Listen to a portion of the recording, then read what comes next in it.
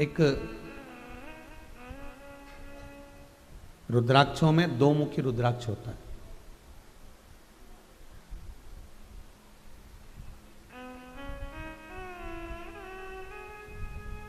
उसको गौरी शंकर भी कहते हैं। क्या कहते हैं? गौरी शंकर। उसको शिव पार्वती भी कहते हैं, उसको सती शिव भी कहते हैं।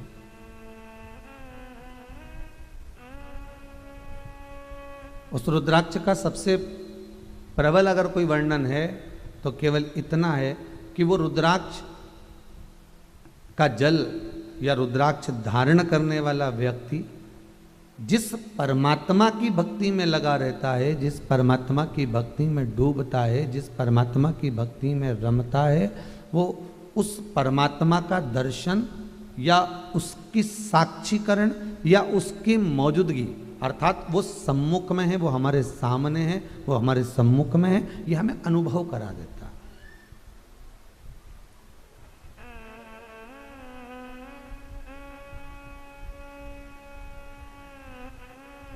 वो हमारे सामने है, ये हमको दिखा देता है।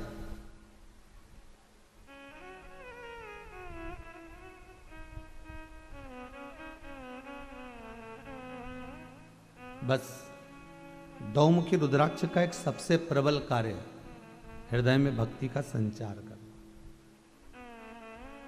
कई माताएं कहती हैं, गुरुजी जब मैं कुमारी थी ना तो खूब भगवान के मंदिर जाती थी, भजन भी करती थी, कथा भी सुनती थी, सत्संग भी करती थी, स्मरण भी करती थी, मंत्र जाप, नाम जाप सब करती थी। पर जब से विवाह के चक्कर में पड़ी, शादी ब्याह हो गया, उसके बाद तो ना जाने मेरी बुद्धि को क्या भाटा पड़ गया, मन लगे ही नहीं कथा में, सत्संग में, भजन में, पूजन में, स्मरण में।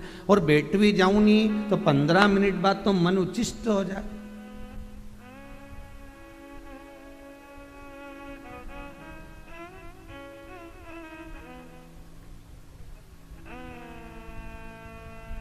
फिर हमने कहा फिर तो तुम्हारा मन कथा में भी नहीं लगता होगा। नहीं, कथा में तो लग जाए क्योंकि तुम बीच बीच में वो चिटकुल्ला छोड़ दो नहीं।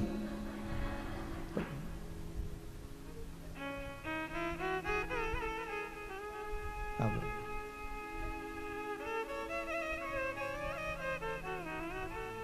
सबसे सत्य बात तो ये है, अच्छी बात ये भी है कि जो भी यहाँ आता है ना, कहीं मिलने वाला कोई आ गया, अभी तो कोरोना महामारी में तो खैर यहाँ परमिशन नहीं, परंतु आप लोग मानते कहाँ राम जी है?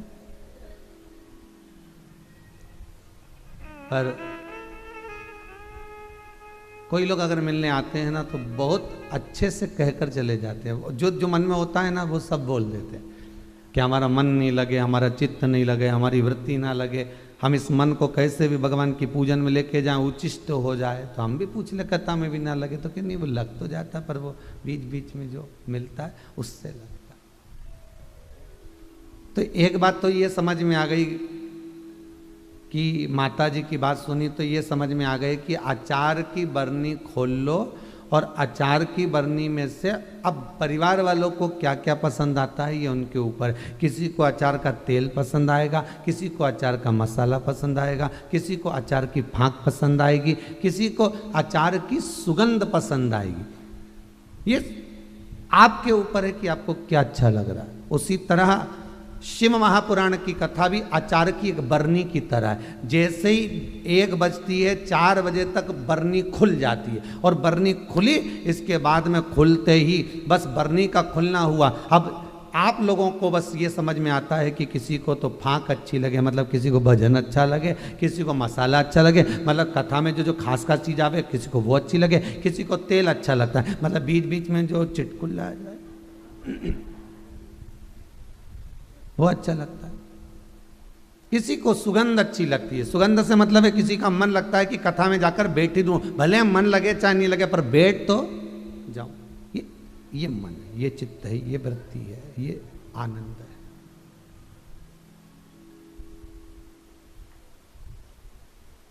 अब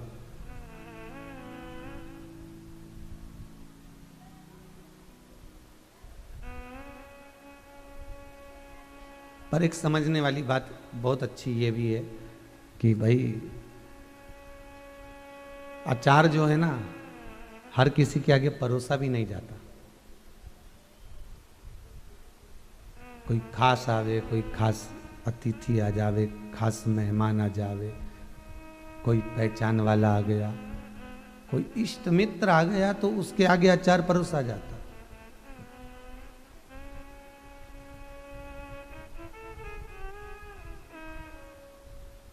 भगवान भी यही विचार करता है। एक भक्त ने भगवान से पूछ लिया, हमें आपसे कुछ पूछना है। भगवान बोले बोलो क्या पूछना है। जैसे पूछने वाले कहीं से भगवान से पूछ लिया, हमको आपसे पूछना है। भगवान बोले बोलो क्या पूछना है। ये बताओ, हमारे यहाँ पर नींबू ज़्यादा आ जाता है तो हम अचार डाल लेते हैं, हमारे यहाँ पर केरी ज़्यादा आ जाती है तो हम अचार डाल लेते हैं, हमारे यहाँ पर ज़्यादा आंवला आ जाता है तो हम मुरब्बा डाल लेते हैं या अचार डाल लेते हैं। अब ये बताओ कि इतने सारे लोग कथा सुन सुन के, भजन कर कर कर, दान कर कर कर, नाम जप जप कर, इतने सारे भक्त जब मर के तुम्हारे पास जाते हैं तो तुम क्या करते हो? हम नींबू ज़्यादा आया तो अचार डाल लिए, केरी ज़्यादा आई तो हमने अचार डाल लिया, आंवला ज़्यादा आया तो अचार डाल लिया। तुम क्या करते हो? भगवान बोले हम भी अचार डाल लेते।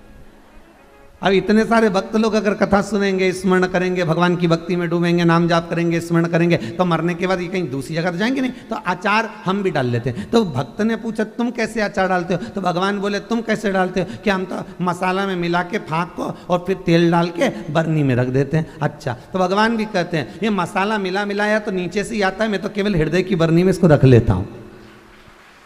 भगवान कहते हैं मैं इसको हृदय की बर्नी में संजो कर रखता हूँ।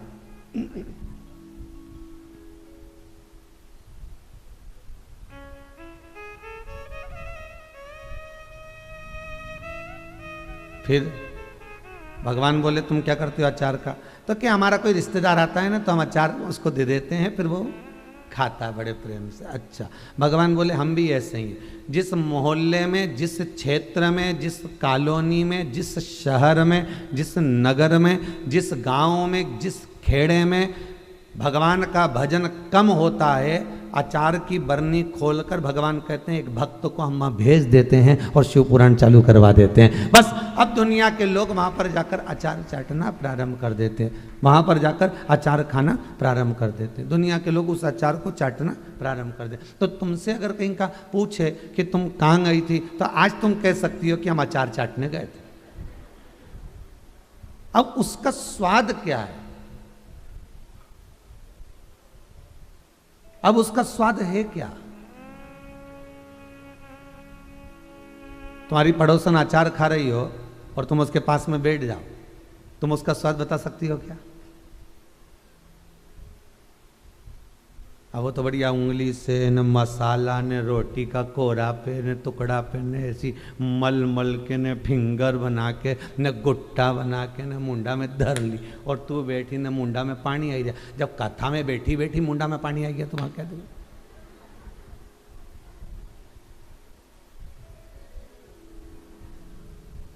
अब कोई तुमसे पूछे कि तुम बताओ कि स्वाद कैसा है, बताओ जरा स्वाद कैसा है, तो कैसे बता सकते? हमने तो खाया ही नहीं है। और जिसने अचार को चख लिया, जिसने खा लिया, तो कह देते हमारी मासी जी के घर का अचार ऐसा जोरदार बने जिसका वर्णन नहीं। तो कहने वाला तो कह दे, सियोर वाला महाराज जब कथा वाचे तो अचार जोरदार। अब कथा कहीं पे भी सुनो, कथा अचार तो गड़ा मिले, बाजार में भी मिले, पर अचार की भी एक आनंद तब वो है कि डालने वाला जब डाले और उसमें जो मसाला मिलाए, फिर उसका जो स्वाद आता है। तो शंकर की कथा का, राम कथा का, कृष्ण कथा का, भगवान की कथा का जो स्वाद है वो चखने वाला ही बता सकता।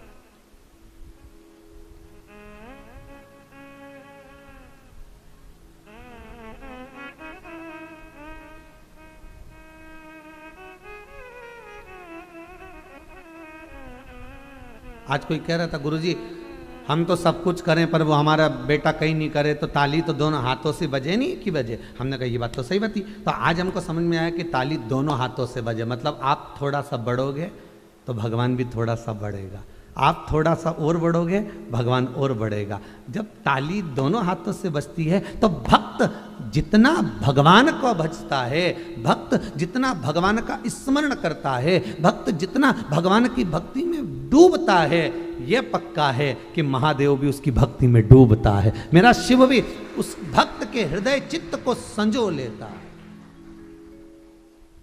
ताली दोनों हाथों से बजती, समझ में आ गया।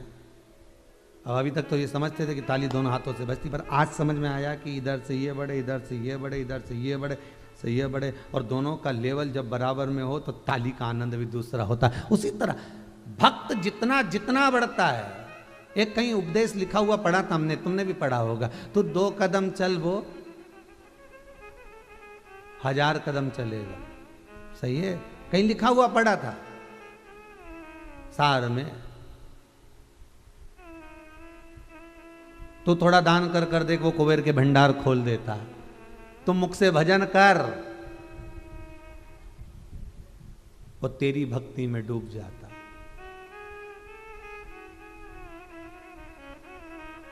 शंकर भगवान श्री राम जी और भगवान कृष्ण की भक्ति करते हैं, और राम जी और कृष्ण जी किसकी भक्ति करते हैं?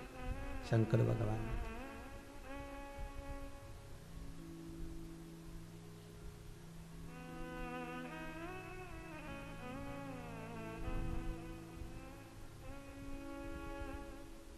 उनकी भक्ति में रमे हुए हैं मेरे राम।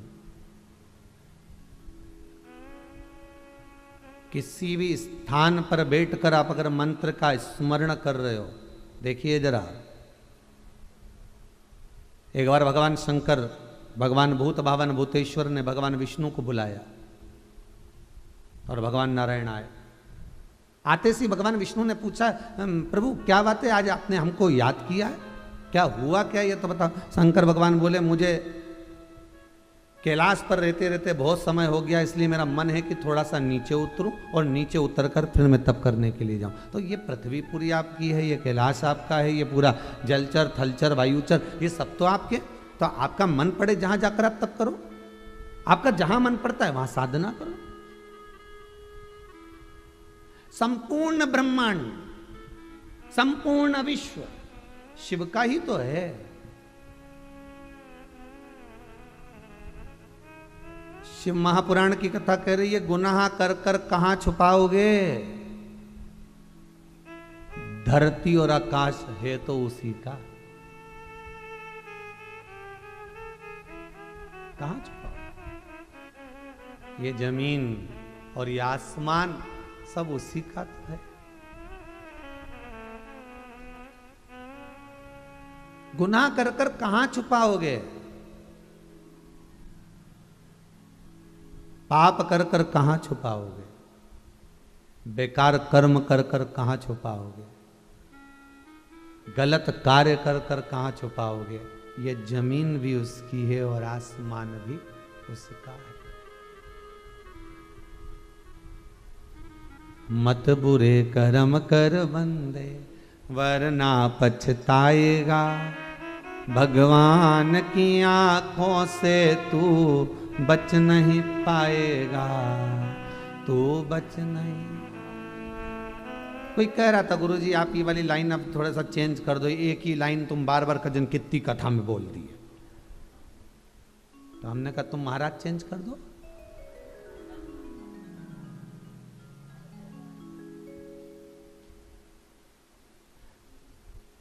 रोटी चेंज कर दो, नहीं खाऊंगी, 1 महीना रोटी में खा खा के बोर हो गई। दाल बाटी खा रोज, फिर 1 हफ्ते बाद डॉक्टर के पास चली जा, डॉक्टर के बाटी फंस गई है, वो इधर तक इधर दाल है, तो बीच में के चूरमा है, सब फंस गया।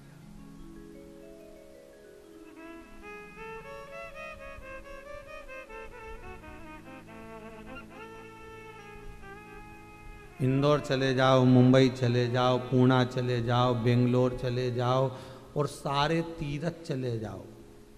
एक बात दिल से कर रहे हैं, अच्छा लगे तो ठीक है, बुरा लगे तो कोई बात नहीं हो, तुम्हारी मर्जी पड़े, तुम्हारा घर छोड़कर तुम्हें जहां जहां घूमने जाना है सारी दुनिया में चले जाओ, 2 दिन अच्छा लगेगा वो होटल का रूम, 4 दिन अच्छा लगेगा, 6 दिन अच्छा लगेगा।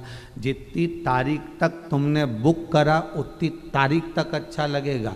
जिस दिन तुम्हें उस रूम से निकलना है उसी दिन वह रूम अटाला दिखने लगेगा। और अब मन करेगा, भले तुम एसी के कमरे में रह रहे हो, 5 स्टार होटल में रह रहे हो, टीवी भी लगी है, डनलप का गद्दा भी लगा है, एसी का रूम भी है, नौकर सामान भी ला रहा है, भोजन भी ला रहा है, सब कुछ चला रहा है, पर कब तक अच्छा लगेगा?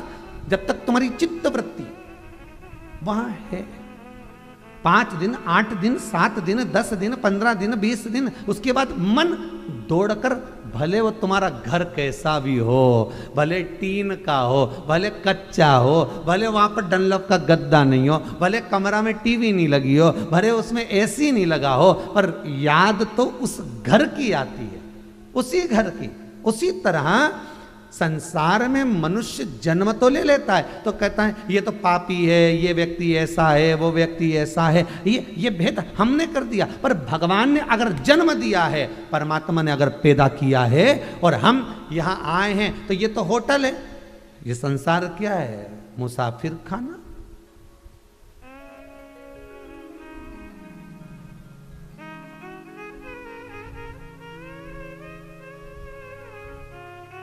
सज धज के जिस दिन मौत की सहजादी आएगी, न सोना काम आएगा न चांदी आएगी। छोटा सा तू कितने बड़े अरमान हैं तेरे, मट्टी का तू सोने जैसा मान है तेरे। मट्टी की काया एक दिन मट्टी मिल जाएगी, न सोना काम आएगा न चांदी आएगी। अभी भी मौका है, पहन लो। न सोना न चांदी सब पड़ा, धरा की धरा रह जाए। पत्नी ने हार बनवाया पति से जिद करके। पति ने कहा आज पहन ले, अभी नहीं, मौका आने दो जब पहनूंगी। मौके का इंतजार करती रही, भगवान ने लगा दो एक दिन चौका, बाउंड्री पार, जा ऊपर। पत्नी पड़ी थी, पति रो रहा था अर्थी पर। पति दौड़ कर गया रोते रोते, सोने का हार निकाल के लाया, पत्नी को पहनाया। दोस्त बोला पागल हो गया, मूर्ख हो गया, इतना बड़ा इतना महंगा 5 लाख का सोने का हार तू पत्नी को पहना रहा है, मर चुकी है वो। पति बोला मैं इससे हमेशा कहता था पहन ले पहन ले पहन ले, या हमेशा कहती थी मौका आन दो मौका आन दो मौका आन दो। इसके कई मालूम था कि भगवान कब चौका लगा दे किसको मालूम। पहन लेती तो कम से कम दिल की तो हो जाती। सब ले जा के तिजोरी में धर दिया। बस शादी होगी ना छोरा की, जब पहनूंगी, बेटी की शादी होगी सब निकाल के लाऊंगी लाकर में से, सब पहन लूंगी। और उससे पहले निपट गई तो अब ये गारंटी किसकी है?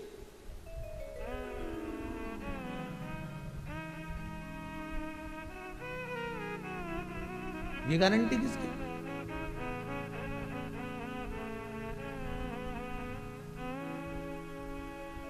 अरे साथ देती नहीं ये किसी का, क्या भरोसा है इस जिंदगी का। समा बुझ जाएगी जलते जलते। महाराज ये जीवन बड़ा विचित्र जा रहा, चली जा रही है उम्र धीरे धीरे। Happy birthday to you. जन्मदिन आया मतलब 1 साल गया। खुश मत हो ना जन्मदिन पे, आंख में से आंसू जरूर निकल जाएंगे कि मैं इधर से पीछा छुड़ा के उधर की ओर बढ़ रहा हूं। 62 साल की हो गई। ओरे राम, कितना बचिया मालूम ही नहीं हो के सब मालूम कब निपटी जाए। कब मेरा बेटा 14 साल का हो गया, जन्मदिन है, मित्रों को बुलाया, भोजन कराया, केक काटा। पर वो केक काटने की जो प्रथा होगी ना, मुझे ऐसा लगता है इसलिए काटते होंगे कि इसका 1 साल कट गया,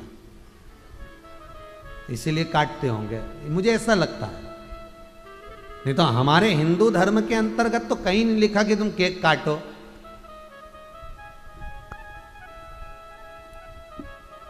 जैसे जैसे अवस्था बढ़ जाती है तो लोगों का तो यहां समय नहीं कट रहा, तुम केक काटने की बात कर रहे हो।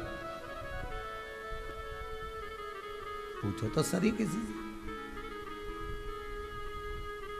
ये जमीन भी उसकी है, ये आसमान भी उसका है। अपने गुनाहों को किस जगह ले जाकर छुपाओगे साहब? अपने पाप को, अपनी गलतियों को, अपने कर्म को किस जगह ले जाकर छुपाओगे?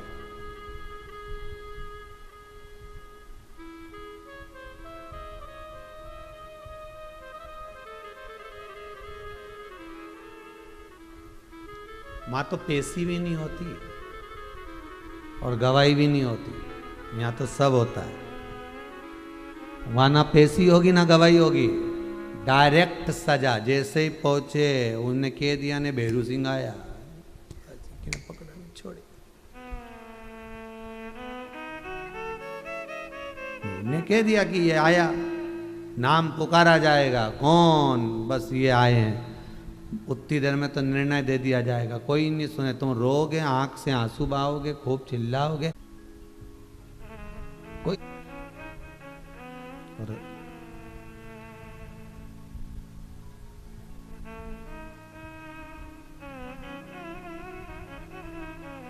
यम की जब तुम केद चढ़ोगे, उसके करीब में जब पहुंचोगे, अगर पल्लू में थोड़ी सी कुछ रखकर ले गए, दुनिया के लोग कहते मुट्ठी बांधे आया जग में हाथ पसारे जाएगा, क्या तू लेकर आया जग में, क्या तू लेकर जाएगा। पर शिव महापुराण की कथा कहती है मुट्ठी बांधे आया जग में, कुछ ना कुछ लेकर जरूर जाएगा। शिव पुराण कह रही, खाली हाथ भले आया पर हृदय भरकर ले जाएगा। शिव पुराण की कथा कहती है, दुनिया कहती है कि तुम मुट्ठी बांधे आए पक्का है, खाली आए खाली जाओगे ये पक्का नहीं है। शिव पुराण कहती है, जो तुमने कथा सुनी है, जो तुमने शिव महापुराण की कथा लगातार आस्था चैनल पर 1 बजे से 4 बजे तक, कभी 2 बजे से 5 बजे तक, कभी कभी कभी कभी जो तुम श्रवण कर रहे हो, तुमने जो दान दिया है कुबेरेश्वर महादेव के मंदिर निर्माण के लिए, गौशाला के निर्माण के लिए, वृद्धाश्रम बन रहा है उसके निर्माण के लिए, आजीवन भोजन भंडारे के लिए, कि अपन तो चले जाएंगे परंतु अपने हाथ का लोग कम से कम भोजन तो करते रहेंगे। ये तुमने जो दान करा, तुमने जो पुण्य करा, तुमने जो सत्कर्म करा, तुमने जो कथा सुनी, तुमने जो सत्संग करा, इसका पुण्य कौन लेकर जाएगा? इसका पुण्य कोई पड़ोसी लेकर नहीं जाएगा, ना कोई रिश्तेदार, ना तुम्हारा कोई कुटुंब वाला, ना कोई परिवार वाला। तुमने जिन हाथों से दान करा है, तुमने जिन हाथों से पुण्य करा है, तुमने जिस जिब्या से भजन करा है, बस तुम्हारा पुण्य तुम्हारे साथ जाएगा।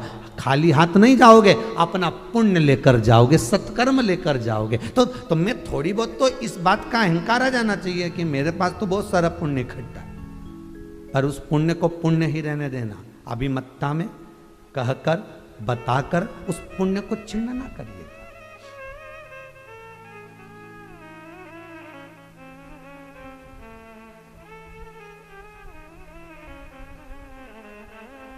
इस चित्तवृत्ति को परमात्मा तक, ये जमीन भी उसकी है, ये आसमान भी उसका है। हमारे किए गए गुनाह, हमारे किए गए पाप, हमारे किए गए कर्म कहीं नहीं छुप सकते। इसलिए मत बुरे कर्म कर बंदे वरना पछताएगा, भगवान की आंखों से तू बच नहीं पाएगा, तू बच नहीं पाएगा। वो देख रहा है, जहां तुम हो वहां सब जगह।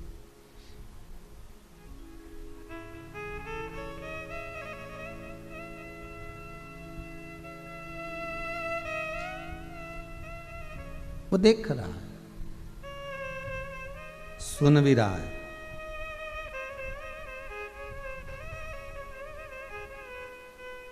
एक श्वान, कुत्ता भी अगर रोता है ना, उसके आंसू वो देखता है। एक चींटी भी रोती है, उसके अश्रु वो देखता है। एक जलचर, थलचर, वायुचर, छोटे से छोटा जीव भी रोता है तो वो देखता है।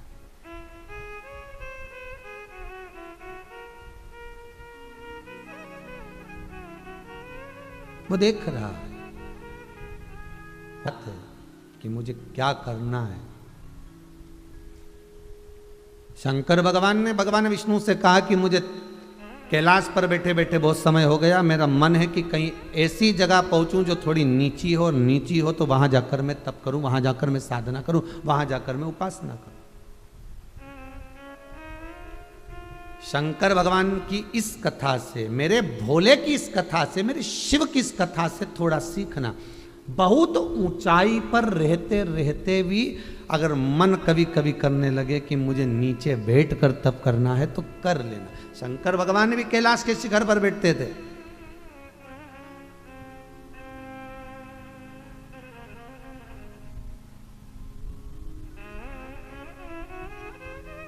मेरे भोलेनाथ भी शिखर पर बैठते थे। कैलाश के शिखर पर बैठकर भगवान विष्णु से कहा मुझे थोड़ा नीचे उतरना है, तप करना। शास्त्र कहता है अहंकार की ऊंचाइयों से नीचे की ओर आ जाओ थोड़ा सा।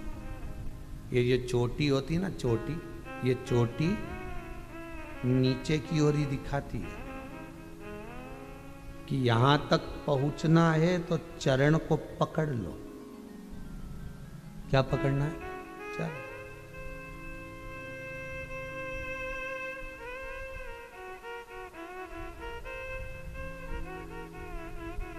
प्रभु के चरण जब पकड़ लिए, भगवान के चरणारविंद जब हमको मिल गए, तो फिर ऐसी कोई ऊंचाई नहीं जहां तक आप पहुंच नहीं सकते, जहां तक आप जा नहीं सकते।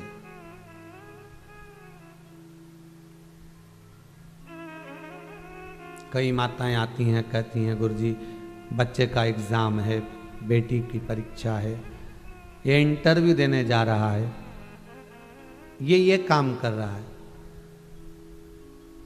हमारा तो कहना रहेगा कि बच्चों से कहो ऊंचाई तक पहुंचने से पहले भगवान के चरणारविंद को पकड़ना जरूरी है।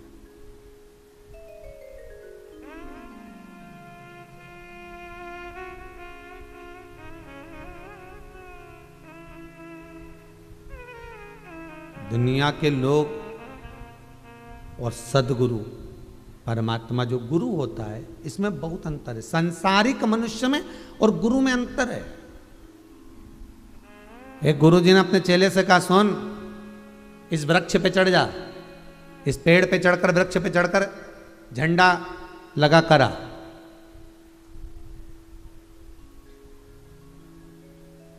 जाओ जरा चढ़ो।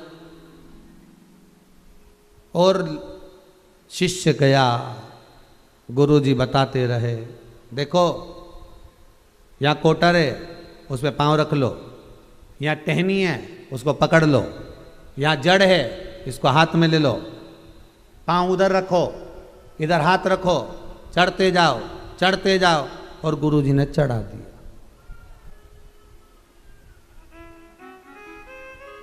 कहाँ चढ़ा दिया? उस वृक्ष के ऊपर।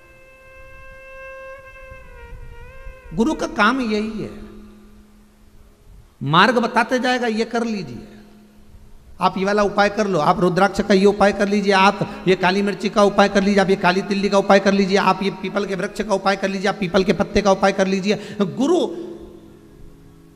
आपको केवल मार्ग बता सकता है कि आपको ये करना है, और करोगे तो फल जरूर मिलेगा। वो मंजिल तक, ऊपर तक पहुंच गया। फिर अब ऊपर से ध्वजा लगाकर नीचे उतर रहा था।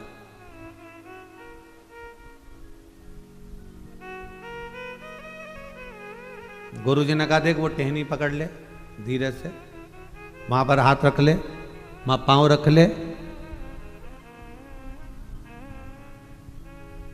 अब चेला जब नीचे उतर रहा था, गुरुजी ने बोलना बंद कर दिया।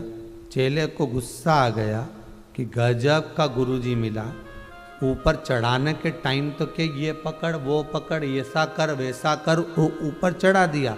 अब उतरने के टाइम पे एक शब्द नहीं बोल रहा है कि ये पकड़ कि वो पकड़।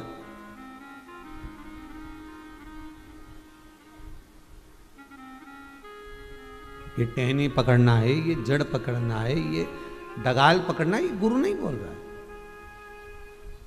चढ़ा दिया ऊपर। अब ऊपर से चेला नीचे तक आ गया। केवल जरा सी ये डब्बा रखा है नहीं, इतनी ऊंचाई रह गई होगी। और गुरुजी ने कहा ये डाली पकड़ ले, ये कोटर में पांव रख ले, ये जड़ पकड़ ले। अब तो चेले को और गुस्सा है, इतनी ऊपर से नीचे तक उतर गया, तब नहीं बोला हमारा गुरुजी। और अब इतनी सी जगह बची ने के पांव रख लेने, हाथ रख ले, अपना गुरु तत्व दिखाने लगे। काय का गुरुजी है, इतनी सी जगह बची, अब इतनी सी जगह में तो मैं तो यूं ही कूदूंगा, नहीं उतर जाऊंगा। अब परंतु देखो तो सही गुरुजी अपना अपना दिखा रहे, कितनी समझदारी गुरुजी में। यहाँ हाथ रख ले, यहाँ पांव रख ले, कोटर पे पांव रख ले, डाली पकड़ ले, जड़ पकड़ ले। अब इतनी सी ऊंचाई में मैं क्या पकड़ूं, चल ठीक है। और नीचे उतर गया। और उतरते से ही बस गुरुजी के पास पहुंचा। गुरुजी ने पूछा बेटा उतर गए? बस उतर गए गुरुदेव। गुरुजी बोले ऐसा क्यों बोल रहे, थोड़ा अच्छे से तो बोल, और कहीं नहीं बोलूं। इतनी ऊपर से उतर रहा था तब नहीं बोले एक भी बार। और जब 5-6 फीट की ऊंचाई बच्ची ने तब कह रही है इसके पकड़ने उसके पकड़ने उसके पकड़, अपना गुरु तत्व दिखाने लगे। काहे का गुरुजी है तुम, इतना में तो हम ही नीचे उतर जाते। गुरुजी बोले बेटा मैंने ऊपर से नीचे उतर रहा था तब नहीं बोला, पर जब मंजिल करीब में होती है, जब लक्ष्य पाने का समय निश्चित हो जाता है, जब थोड़ी दूर पर मंजिल होती है, आदमी का पांव तभी फिसल जाता है। जब हमारी मंजिल, हमारी पहुंच, हम मंजिल तक पहुंच रहे हैं,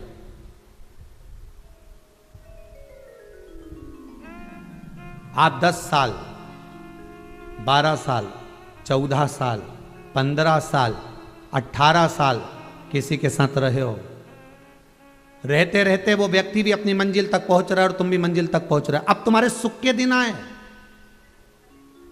अब तुम्हारी संपदा के दिन आए, अब तुम्हारे वैभव के दिन आए, अब तुम्हारी राजसी ठाट के दिन आए।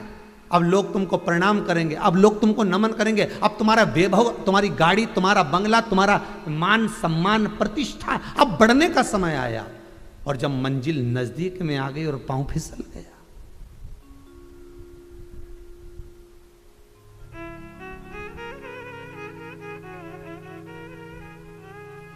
गुरु उसी जगह काम आता है कि बेटा संभल जाओ, ये मंजिल पास में है, उन्नति तक पहुंच जाओगे, जीवन का सारा सुख पा जाओगे। अब तुम्हें कुछ नहीं देखना, अब तुम्हारा वैभव, तुम्हारी सत्ता, अब पास में गुरु बता रहा है कि ये कौटर पर पांव रख ले, ये डाली को पकड़ ले, ऐसा कर ले, फिर भी ना समझे तो फिर वो नादानी है, फिर भी ना समझे तो नादानी।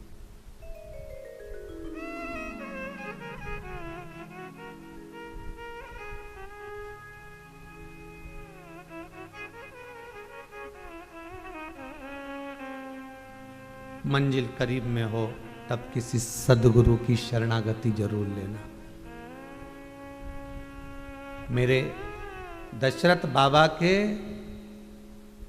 घर में जब संतान नहीं हुई, आखिरी मंजिल दिखने लगी कि अब बुढ़ापा आ रहा है, 3 धर्म पत्नियां घर में हैं, संतान नहीं है, मंजिल करीब में आ गई कि अब अवस्था पूर्ण होने जा रही है, 60 का हो चला हूं मैं, संतान नहीं मेरे घर में। तब दशरथ बाबा ने जान लिया कि किसी सतगुरु की शरण चले जाता हूं, उसको जाकर निवेदन करता हूं। गुरु बाबा से कहा मेरे घर में 3 धर्म पत्नियां, संतान नहीं। गुरु बाबा ने मंजिल दिखा दी।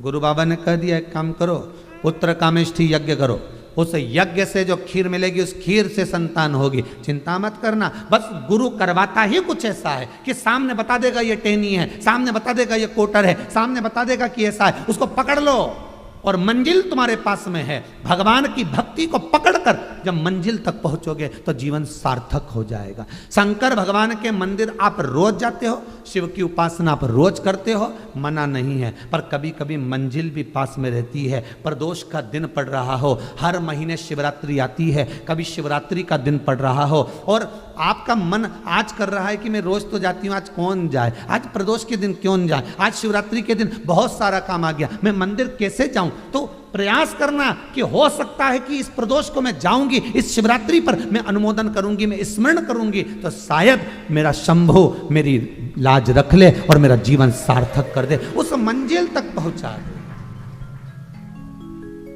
आज कोई एक माता जी आई थी कहा नागपुर वगैरह से, तो वो कह रही थी गुरुदेव शिवरात्रि का पूजन करा था और शिवरात्रि के पूजन को भी ज्यादा समय नहीं हुआ गुरुदेव, पर 80% मेरे 100% काम बिगड़े हुए थे, 80% काम मेरे बाबा ने कर दिए, 20% बचा है, मैं इसलिए आई हूं प्रणाम करने कि बाबा ये और कर देगा।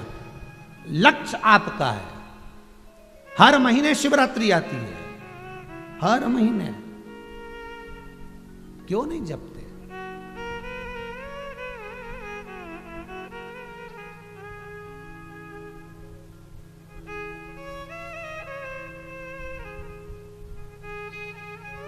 भजन में चित्त हो, सम्मुख हो हमारे।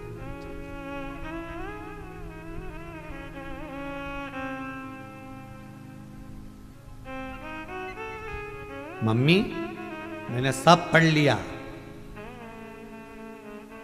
1 साल पढ़ाई करता करता करता करता पेड़ के ऊपर चढ़ गया। ठीक है, छोरा तो खूब पढ़े, छोरा तो खूब पढ़े, रात रात भर पढ़े, इतना पढ़े कि आंख अंदर घुसी गई, इतना पढ़े, भीतर धसी गई, इतना पढ़े। अब इनके कहीं मालूम कि पढ़ने से आंख अंदर नहीं धसे, रात के मोबाइल चलाना से धसे।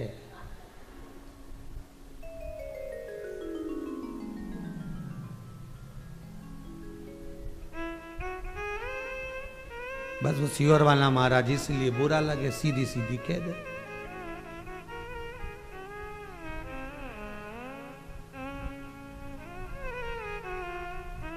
बस खूब चढ़ाया पेड़ के ऊपर।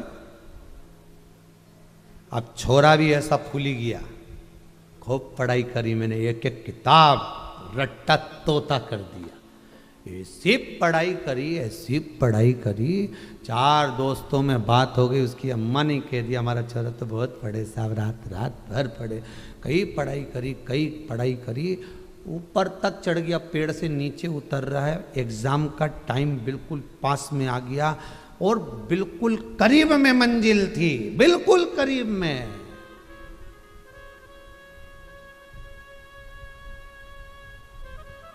और वो कहते हैं ना ओवर कॉन्फिडेंस, बहुत ज्यादा मन में भाव। सब पढ़ाए, मैं तो पेन उठाऊंगा पहुंच जाऊंगा। अब तो पेन का भी काम खत्म हो गया ना, टिक मार दूंगा, माइनस मार्किंग लैपटॉप पे आदि पे, मैं सब मैं तो बस सब सही कर दूंगा।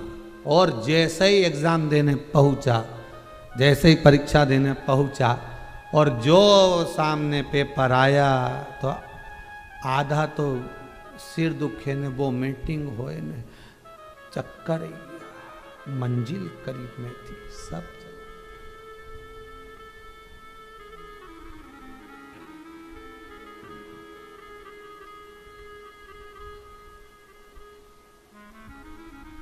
समाप्त।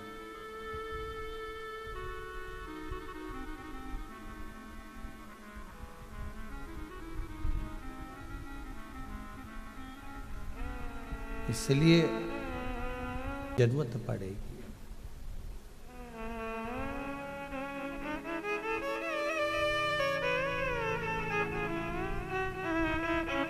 देवऋषि नारद जी ने इंद्र को कहा था, इंद्र ये जो रुद्राक्ष की माला मैं तुझे दे रहा हूं ना, ये कोई साधारण नहीं है। जिस समय मंजिल थोड़ी दूर होगी और उस समय तेरा पांव फिसल रहा होगा, तब ये रुद्राक्ष की माला तेरे काम आएगी, तब काम आएगी।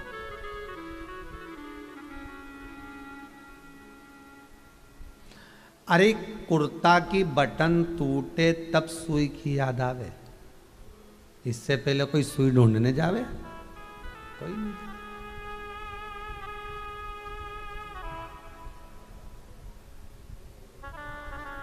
तब याद।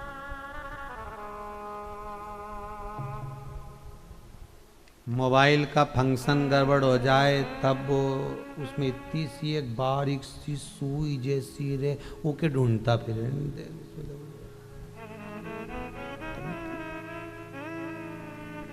तब उसकी याद आए।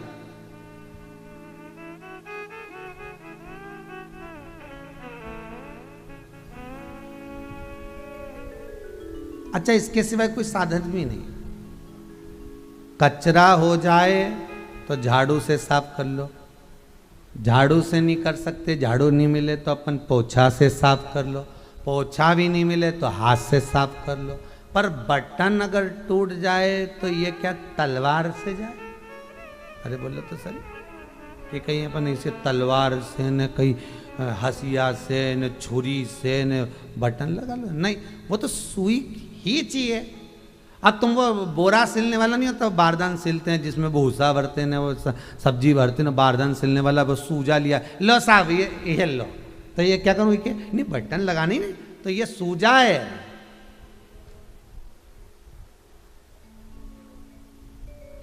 और हमके सुई चाहिए।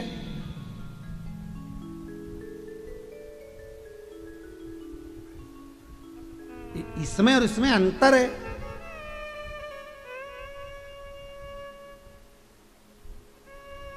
जो काम सुई करे वो सूजा नहीं कर पाए,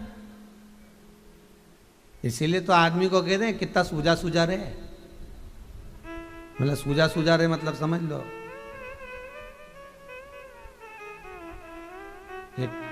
थोड़ा बहुत काम करे ना सूझे ही बैठा रहे। सूजे का काम कितना बस बारदान से लेना, बैठा है तो आराम से पड़ जाए। पर सुई का काम तो 10 जगह काम आ जाना, कांटा चुभी जाए तो सुई काम आ जाए। बोलो सही है कि गलत है? जरा सा और अपने को मोबाइल खोलना और नहीं मिले वो तो वो सुई काम आ जाए। सुई का काम तो देखो कितना है, कितना। और केवल बटन ही नहीं जोड़े, यहाँ तो ये गादी तकिया फटी जाए ना तो फिर जोड़ देवा।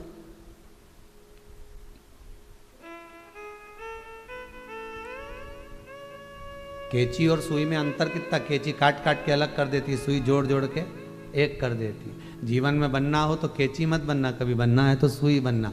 जितने बिखरे मिले नहीं उनके सब के जोड़ दो, जैसे शंकर जी ने सारा विश्व शिवमय कर दिया, सबको एक जोड़ दिया। पूरा ब्रह्मांड पूरा विश्व आज शंकर का गुणगान कर रहा है, पूरा विश्व शिवमय हो गया।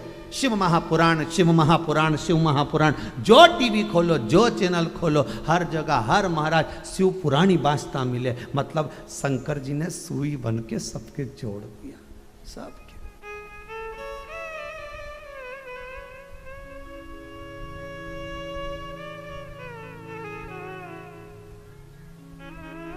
मंजिल करीम में होगी तब गुरु मिलेगा, पर इतना याद रखना गुनाह छुपा ना सकोगे। ये जमीन भी उसकी है, ये आसमान भी उसका है। शंकर भगवान बोले कि भगवान विष्णु से मुझे तप करना है नीचे उतर कर, नीचे उतर कर मैं तप करने कहा जाऊं तो भगवान विष्णु ने कहा ये सब कुछ तो आपका है, आपकी जहां मर्जी पड़े वहां चले जाओ। हिमालय पर पहुंच गए।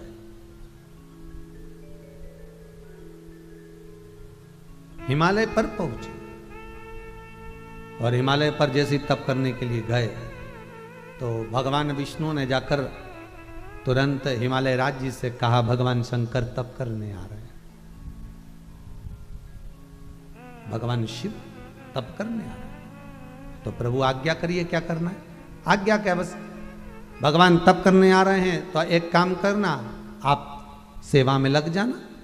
कोई संत कोई साधु कोई सदगुरु कोई उपासक कोई भक्त भगवान का कोई अच्छा साधक अगर आ रहा है आपके यहाँ तो संपूर्ण परिवार को सेवा करना चाहिए। अतिथि देवो भव।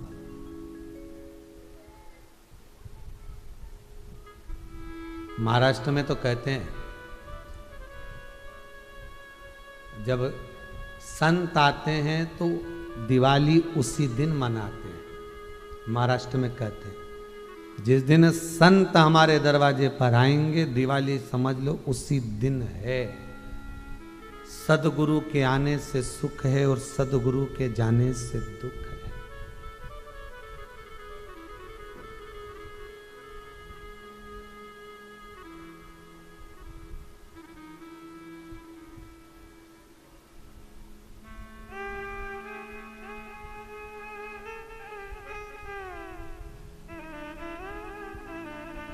संत आएंगे, सदगुरु मिले, पूरा परिवार उसकी सेवा में लग जाओ। बहुओं से कहो आप प्रसाद बनाओ, पति से कहिए आप आसन बिछाओ। 16 श्राद्ध की कथा कभी उठाकर पढ़ना, श्राद्ध पक्ष की कथा कभी उठाकर पढ़िएगा, कभी गरुड़ पुराण का स्मरण करिएगा, उसमें भी वर्णन मिल जाएगा कि 16 श्राद्ध में, श्राद्ध पक्ष में आपके घर के पूर्वजों के निमित्त किसी ब्राह्मण को जब आप घर में भोजन करने बुलाते हो तो घर में अगर 4 बहुएं हैं तो याद रखना, एक अगर पूड़ी बना रही है तो दूसरी सब्जी जरूर बनाए, तीसरी खीर बनाए तो चौथी कुछ भी बनाए, पर भोजन उन बहुओं के हाथ का, परिवार में जितने सदस्य हैं सबका हाथ लगना चाहिए। पहले 16 श्राद्ध में ऐसा होता था, ब्राह्मण जब भोजन करने आता था, पति अगर मंडी में काम में लगा हो, दुकान में काम में लगा हो, व्यापार में लगा हो, सर्विस में लगा हो, कहीं पर भी लगा हो, तो कह देता था आज हमारे दादाजी की तिथि, आज हमारे पिताजी की तिथि, आज हमारे काका जी की तिथि, आज हमारे चाचा जी की तिथि, आज हमारे भाई की तिथि। वो बता देते थे कि आज उनकी तिथि है, मैं 2 घंटे के लिए जाऊंगा, 1 घंटे के लिए जाऊंगा, मैं छुट्टी दे देना थोड़ी सी। क्यों? क्योंकि उसके आतिथ्य में, उसके सम्मान में हम परिवार के लोग अगर नहीं खड़े होंगे तो क्या हमारे को पितृलोक से कुछ प्राप्त होगा? हमें कुछ मिलेगा?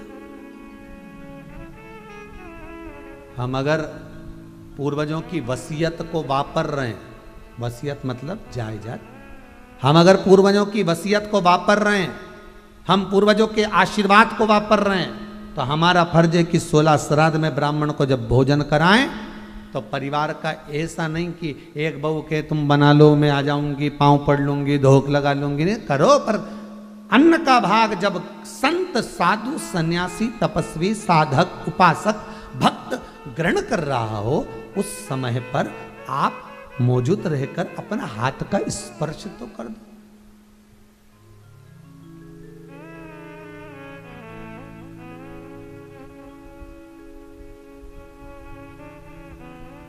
मात्र स्पर्श बहुत।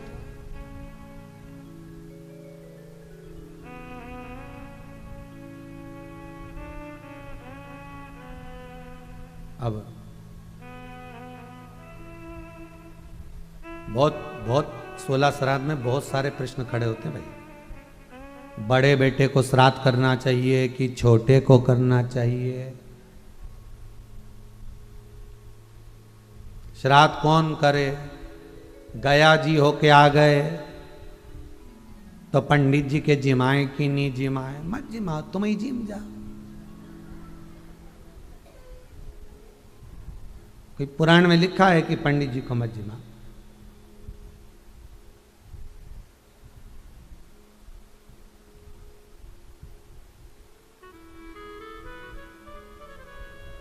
ऐसे ऐसे घर देखे हैं हमने महाराष्ट्र में जब कथा करने जाते थे। ऐसे ऐसे घर देखे हैं जहाँ की माताएं जब तक ब्राह्मणी को भोजन नहीं करा देती या ब्राह्मण को भोजन नहीं करा देती तब तक भोजन नहीं करती। ऐसे ऐसे घर देखे, नियम से प्रतिदिन उनके घर में ब्राह्मण भोजन करने आता है, प्रतिदिन ब्राह्मणी भोजन करने आएगी, नहीं आएगी तो माता जी भोजन नहीं खाएगी, नहीं कर।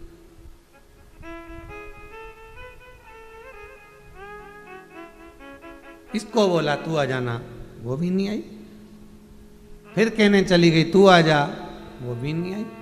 बेटे को भेज दो, वो भी नहीं आया। 4 बज गई, बुला बुला कर थक गई, थाली रखी रही,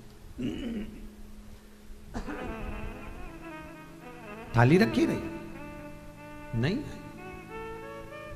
2 दिन निकल गए, ब्राह्मणी अगर भोजन करने नहीं आए ब्राह्मण, वो बैठी रहती।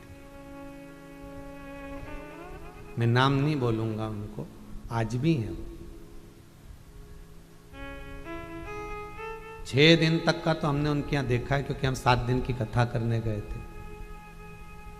हम ठहरे थे मंदिर में, भोजन था हमारा मंदिर में। हम कहीं किसी के डेरे पर जाकर भोजन ना करें, एक ही स्थान पर। अब वो रोज किसी को बुलाने जाए और ब्राह्मणी ना आए, ब्राह्मण ना आए तो इंतजार करती, शाम तक रुकती। हम कहते भोजन हुआ, आज ब्राह्मणी नहीं मिला। पहले जब ये थे ना, तो ब्राह्मण को ढूंढ कर ले आते थे, भोजन करा देते। मैं अकेली रह गई, कहाँ जाऊंगी ब्राह्मण ढूंढने। 4 दिन हो गए, भोजन नहीं। 5 दिन हो गए, भोजन नहीं। 6वां दिन हो गया, तब हमारे साथ में जो ब्राह्मण थे, हमने उनसे कहा एक काम करो, आज तुम ही इनके घर पहुंच जाओ। हमने पूछ लिया कि भोजन कितनी बजे बनता है, तो कि 10-11 बजे बन जाता है। हमने कहा तू 10-11 बजे ही पहुंच, और पहुंचते से कह देना बहुत भूख लग रही माँ से, अब भोजन करा, तुम ही चलिए। भूखी रहे। नियम आप बनाते हो, निभाना उसको पड़ता है। व्रत आप उठाते हो, करना उसको पड़ता है।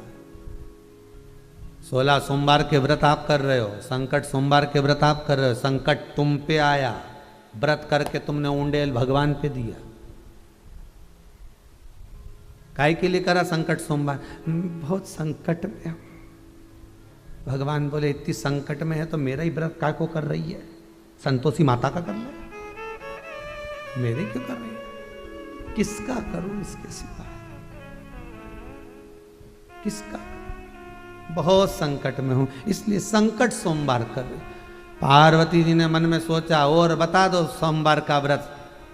मैं स्कंद पुराण में लिखवा दिया वेद व्यास जी से, संकट सोमवार का व्रत। अब जिसे देखो वो 16 सोमवार संकट सोमवार करे। व्रत तो इनका, संकट इनका, और शाम के टाइम पूजन करके ऊंडेल सब तुम पे देती। तुम ही देख लेना, बहुत भारी संकट है, बहुत। अब जब ये सोमवार के दिन पूजन करने बैठे, शंकर भगवान उसके घर में पहुंचे। पार्वती जी करीब कहाँ जा रहे हो? के संकटा बाई की यहाँ। इसके संकट बाई बहुत संकट है, बहुत संकट।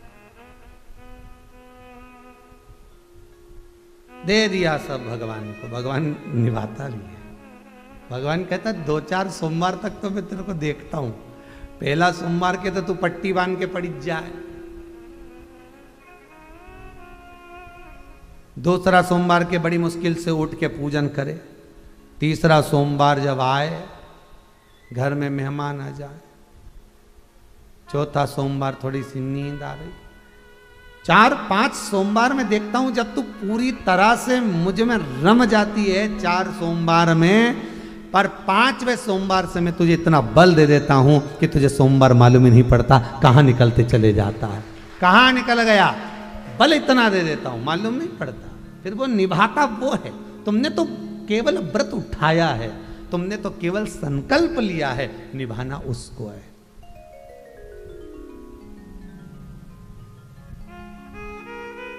निभाएगा। अब शिव जी ने भगवान विष्णु से कहा, भगवान विष्णु ने हिमालय राज से कहा, तुम्हारे यहां तुम्हारी गोद में तुम्हारे शिखर पर देव आदिदेव महादेव तप करने आने वाले हैं, तैयारी करो। तो इन्होंने कहा तैयारी क्या करना है? तो कि सब देख लो परख लो, शंकर जी कहाँ जाके बैठे हो, कोई भरोसा थोड़ी ना। इन्होंने पूरी तैयारी कर दी। कहते पूरे हिमालय राज ने पूरे हिमालय में सहस्त्र आसन बिछा दिए। कितने आसन लगाए? सहस्त्र, हजारों आसन।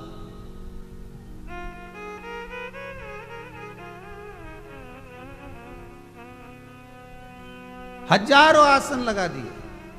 और हजारों आसन लगाकर जैसे ही भगवान शंकर आए, शिव जी ने देखा इतना सारा आसन लगा पड़ा है।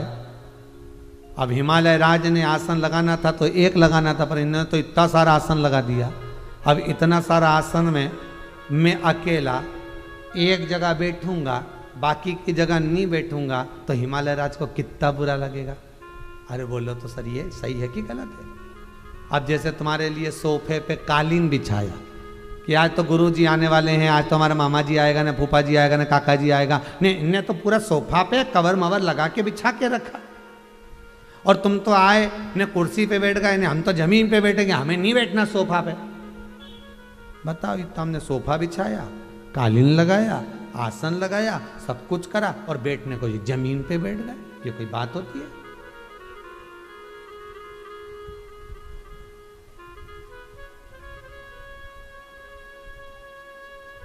अच्छा, कभी कभी व्यक्ति को बोलो ना कि इस पे बैठ जाओ, तो भी व्यक्ति नहीं बैठता, उसको लगता है इसमें कुछ गड़बड़ होगी, काय को बैठे।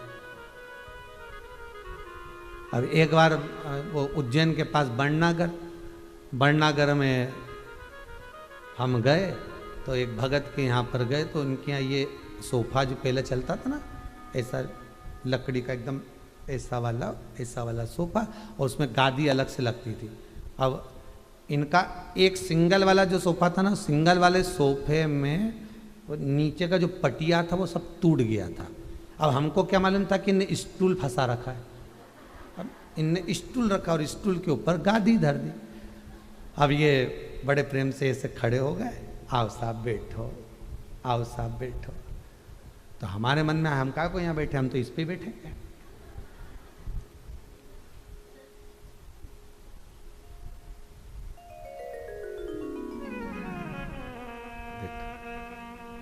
इस पे बैठो।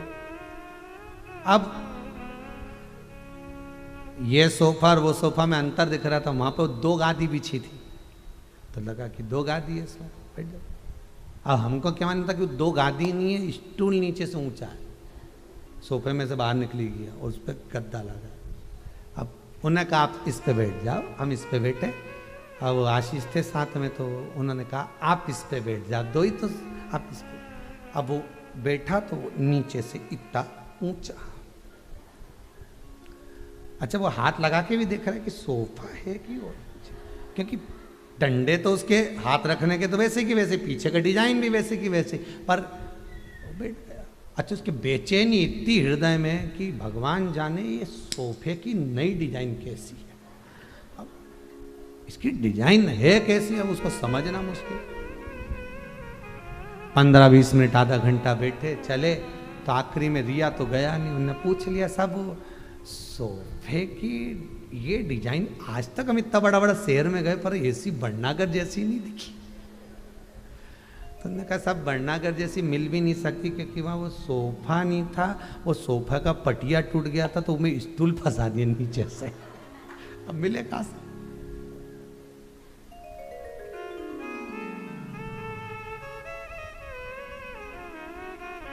सहस्त्र आसन मेरे शंकर जी के लिए लगाए, सहस्त्र आसन।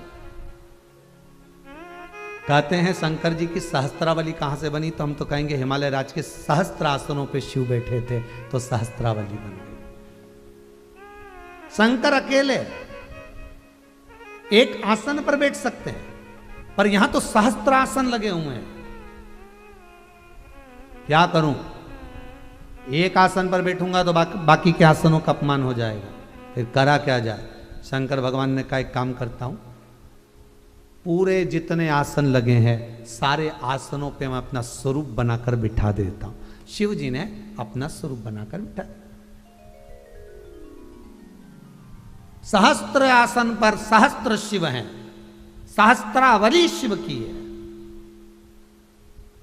अब हिमालय राज जी देखे, तो हिमालय राज जी सेवा में जावे, तो यहां पर जल चढ़ाएं तो उधर पहुँचे, उधर चढ़ाएं। अब इतनी 1000 जगह पे जाके जल चढ़ाना तो हिमालय राज खुद चक्कर में पड़ जाए कि अब मैं करूं क्या। और एक जगह भी अगर रह जाए नहीं तो हिमालय राज्य के मन को दुख जाए कि ये जगह रह गई। कई बार आपके साथ में भी होता है, तुम किसी मंदिर में पूजन करने जाओ, माताओं के मन में बहुत जल्दी आता है ये बात, बहुत अच्छे से समझ लेना, मत दीजिए। तुम किसी मंदिर में पूजन करने जाओ और वहाँ पे हनुमान जी भी बैठा है, राम जी भी बैठे हैं, शंकर जी भी बैठे हैं, पार्वती जी भी बैठी, गणेश जी भी बैठे, कार्तिकेय भी बैठे, नंदी भी बैठे, माँ भैरू महाराज भी बैठे, वहाँ पर सांप देवता भी बैठे, वहाँ पर पीपल का पेड़ भी है, वहाँ बड़ का पेड़ भी है, वहाँ आंवले का पेड़ भी है। किसी किसी मंदिर में सब कुछ होता है। अब ये पूजन की थाली लेके जाए ना और एक देवता की पूजन करे ना तो इसके मन में अगर पार्वती जी के नहीं चढ़ाऊंगी तो बुरा लग जाएगा। अब मन में आया गणेश जी के चढ़ा, सांप देवता के भी तो उनके चंदन, फिर सबके। अब चलती चलती मन में आया पीपल के पेड़ के नहीं लगाऊंगी देवता, अब पीपल के लगा दिया, फिर बड़ का पेड़ के नहीं लगाऊंगी तो उनके लगा दिया। अब जितना मंदिर में देवी देवता बैठा था, राम जी महाराज बैठा उनके लगा दी, कन्हैया जी बैठा उनके लगा दी, देवी जी बैठी उनके लगा दी, भैरू महाराज के लगा दी, ने पीपल का पेड़ ने, आंवला का पेड़ ने, जितना वृक्ष लगा था सबके लगा दिया। और फिर चल दी, चलते चलते याद आई नंदी के तो लगा के ही नहीं आई, तब दौड़ी फिर वापिस नंदी की ओर लगा।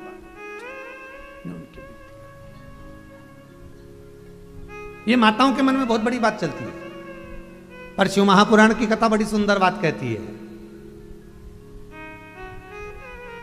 पहले के समय में जो निमंत्रण पत्रिका आती थी वो बच्चों के नाम से आती थी कि पिताजी के नाम से आती थी? बोलो जरा जम के, किसके नाम से आती थी? श्रीमान भैरू सिंह सा परिवार। बोलो सही है कि गलत है? पहले जो पत्रिका आती थी, पहले जो निमंत्रण पत्र आता था, जो लग्न पत्रिका आती थी, शादी ब्याह के कार्ड आते थे, चिट्ठी आती थी, पत्र आता था, वो घर के बड़े के नाम से आता था। सही है? छोटे के नाम से आता था क्या? नहीं, बड़े के नाम से आता था। मतलब एक घर के बड़े को लिख दो और उसमें नीचे लिख दो सा परिवार, तो पूरा परिवार उसमें आ गया। उसी तरह शिव पुराण कह रही है, जिस मंदिर में शंकर जी बैठे हों और शिव की आराधना में अगर आप डूबे हो, शंकर का अनुमोदन अगर आप कर रहे हो, शंकर को जल आप चढ़ा रहे हो, शंकर की पूजन आप कर रहे हो, शंकर का अनुमोदन आप कर रहे हो, शिव की अर्चना आप कर रहे हो, तो ये समझ लेना सारे तीर्थ धाम आपके चरणों।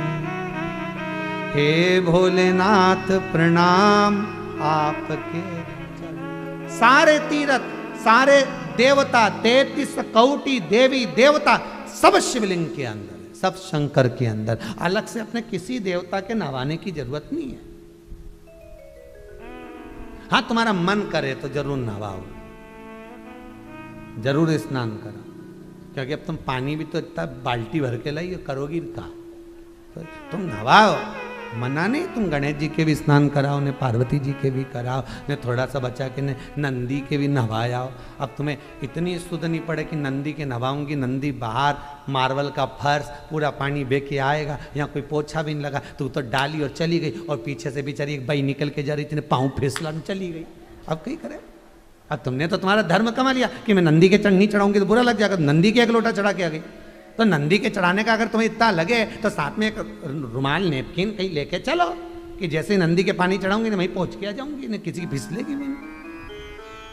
पर गई तो थी बढ़िया, सिर्फ पल्लू पल्लू रख के नंदी के भी चढ़ाई।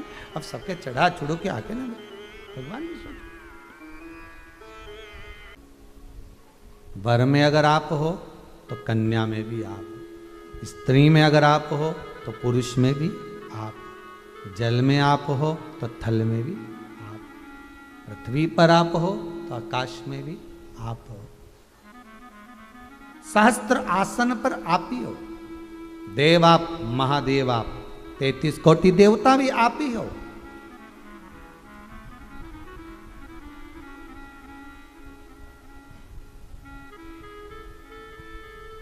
विराजो महाराज। शंकर जी बैठ गए आसन पर। अब हिमालय राज सुबेरे सुबेरे जल लेकर जो निकले, यहाँ चढ़ाते वहाँ चढ़ाते। अब 1000 जगह पे देवताओं को बिठा दो तुम। कितनी जगह? 1000 जगह। फिर देखा जाए आप में से कितने लोग 1000 जगह पे जल चढ़ाए। एक ऊपर बिठा दो, एक नीचे बिठा दो, एक अंदर बिठा दो, एक बाहर बिठा दो, एक के माँ बिठा दो, एक के माँ बिठा दो, ने सब जाई जाई। हाँ कितने हो गए? अरे वो 84 महादेव करने जाएं। कितने महादेव उज्जैन में? वो तब ये लॉकडाउन चल रहा है कोरोना महामारी के कारण। जिस दिन ये लॉकडाउन हट गया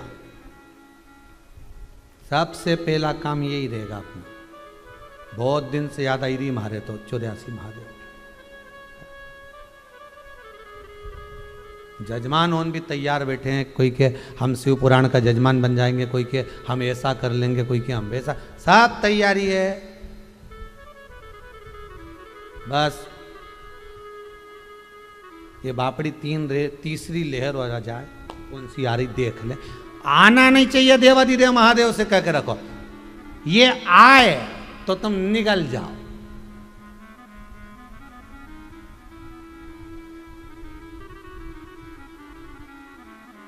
त्रिनेत्रधारी, त्रिशूलधारी, त्रिपुंडधारी, त्रिलोकी के नाथ हे त्रिपुरारी, ये तीसरी लहर को तुम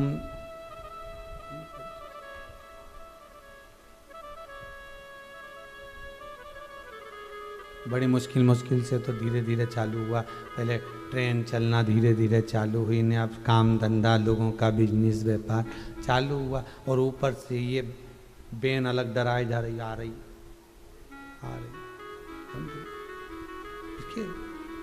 थाम दिया जाए। अकाल मृत्यु वो मरे जो काम करे चंडाल का, काल उसका क्या बिगाड़े जो भक्त हो महा। अब ऐसा लगता है कि शंकर की कथा जब घर घर में चल रही है तो लहर भी सोच रही होगी कि मैं किधर जाऊं, क्योंकि इधर लहर मारूं तो इधर से उचक के इधर आ जाए, और इधर की लहर पड़े तो इधर से उचक के इधर आ जाए। बेचारी गली में घूमती रह गई।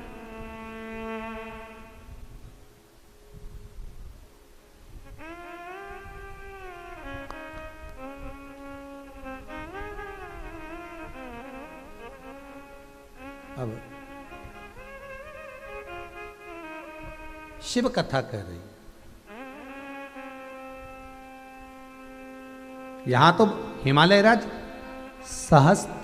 1000 शंकर जी की पूजन करने जा रहे हैं, और यहां अपने केवल 84 महादेव कर लो, उतने में मालूम पड़ जाए एक महादेव इधर, एक महादेव उधर, एक महादेव उधर, 2-4 सीढ़ी नंकी चढ़ो, फिर नीचे चढ़ो, फिर उधर महादेव गया, महादेव जी का नंबर वहां लगा, वहां से उतर के आओ, इधर चले जाओ, इधर वाले महादेव के पूछो, उधर वाले महादेव पे चले जाओ, उधर वाले महादेव से पूछो, उधर वाले महादेव पे चले जाओ।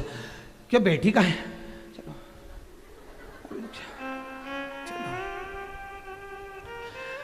क्यों सियोर वाला महाराज? हाँ जी जी, कितना रह गया? अभी तो 6 हुआ है।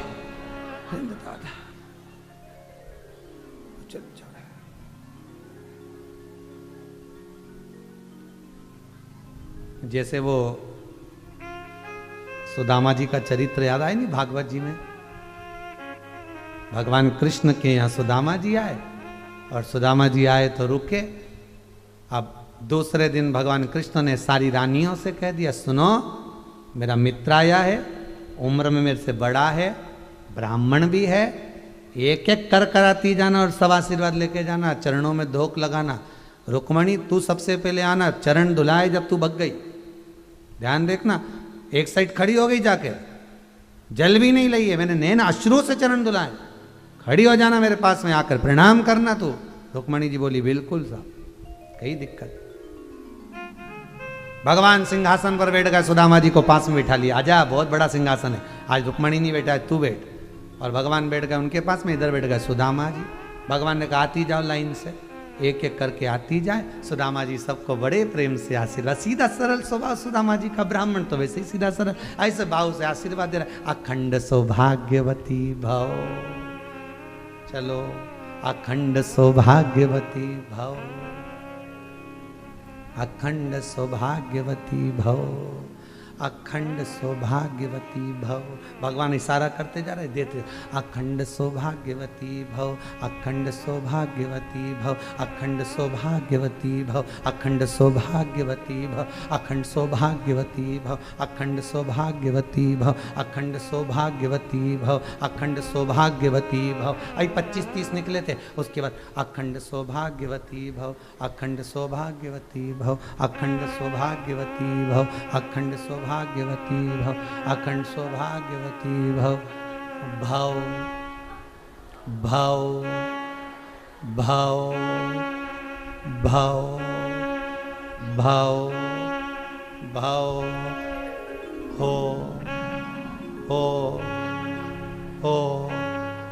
हो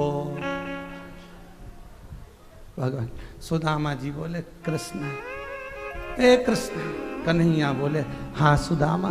सुदामा बोले तेरी चल रही है, सब अपनी है, चलने दे। हो देख, ये भी तेरी है, अपनी है। हो देख, ये तो तेरी नहीं लग रही, अपनी है, चलने दे। कितनी हो गई? अभी लगभग 150 के करीब में पहुंची है। सुदामा जी बोले मेरे घर छोड़िया मुझे, नहीं तो मेरी पत्नी को आशीर्वाद की जरूरत पड़ जाएगी। अखंड सौभाग्यवती दादा, इनको मैनेज कैसे करता हो?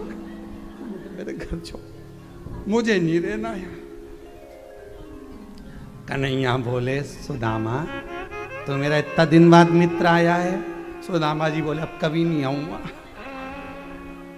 सुदामा जी बोले अब तो इतने दिन के बाद आया है मेरा मित्र, अभी तो तेरी बहुएं आ रही हैं, इनके बाद इनका छोरा छोरी आएगा। तो क्या बहुएं कितनी है? कि 16,108। तो इनका छोरा छोरी कितना है? तो कि एक एक का 11-11, 1,77,186। सुदामा जी नीचे गिर गए। रहने दे दादा, मैं तो जा रहा, मेरे को छोड़िया, मैं रुको ही नहीं, 1 मिनट भी नहीं रुको दादा। ये द्वारका घर है कि जिला है? सारा जिला का इकट्ठा हो गया और मेरे से आशीर्वाद दिला रिया। मेरे को क्या पड़ी थी, इतना सा चावल लाया, मेरे लिए भी बांध के लिया था। आखिरी में किसी काम नहीं आएगा, कम से कम पिंडा तो दिया जाता। अब नहीं आऊंगा कभी। अब हिमालय राज्य भी ऐसे ही हुआ, पानी का लोटा लेकर चले, कलश देवता उनके चढ़ाता जा। तो क्या मैंने आसन ज्यादा बिछा दिए। शंकर जी बोले बिछाए काय, कोई एक बिछाना था। हम भी ऐसे हैं, तुम जितना बिछाओगे हम बैठते चले जाएंगे। ये तो ना करें, तुम बिछाते जाओ हम बैठते जाए।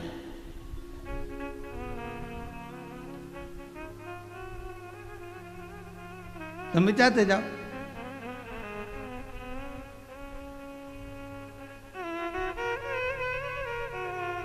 हाँ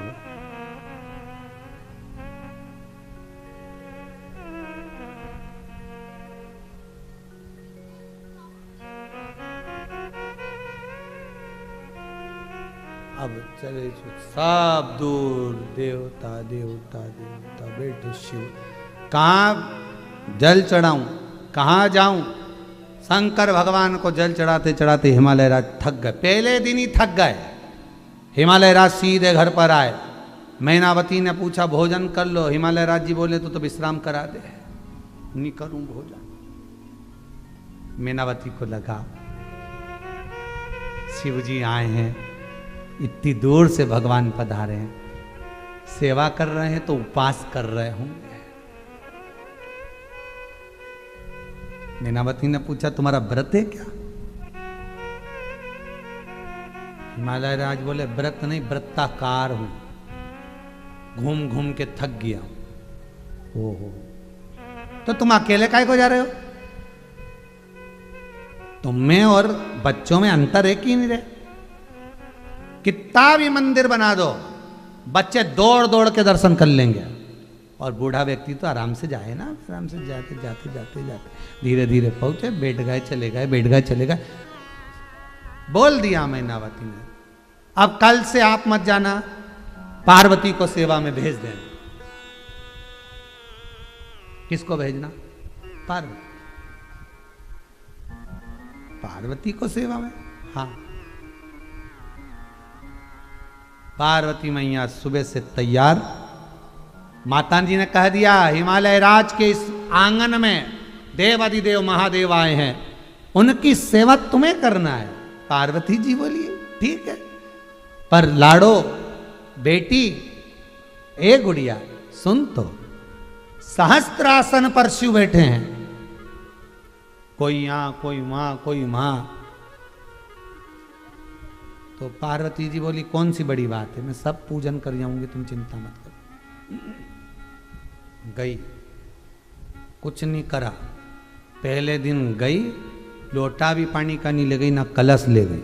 पार्वती मैया जिस आसन पे शंकर जी बैठे थे उस आसन के सामने की मिट्टी उठा के लिए, सारी मिट्टी के इकट्ठा कर लिया, 1000 जगह की, और एक शिवलिंग का निर्माण कर लिया पार्थिव। उसकी पूजन में लग गई। पूरों का एक साथ स्मरण हो गया। पूरों का शिव महापुराण की कथा में पार्थिव निर्माण का वर्णन जो शिवरात्रि की कथा में करा गया है। आप लोगों ने जो शिवरात्रि पर शंकर का शिवलिंग का निर्माण करा था, उसका जो व्याख्यान वर्णन शिवरात्रि की कथा में शिव महापुराण में करा गया, उसमें वर्णन आता है एक पार्थिव शिवलिंग का निर्माण कर कर जो पूजन करता है, शास्त्र शंकर के शिवलिंग के पूजन का फल एक साथ मिल जाता है। सहस्त्र शिवलिंग पूजन का फल एक साथ।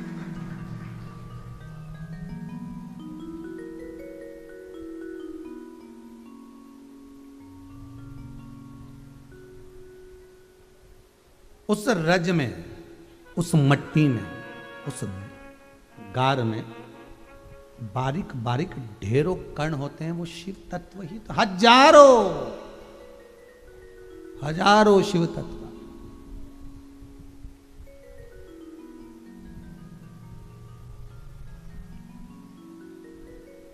जब शिव जी की आराधना पूरी हो जाती, पार्वती मैया एक रुद्राक्ष शंकर के शिवलिंग पर समर्पित कर दी। वो रुद्राक्ष कोई दूसरा नहीं था।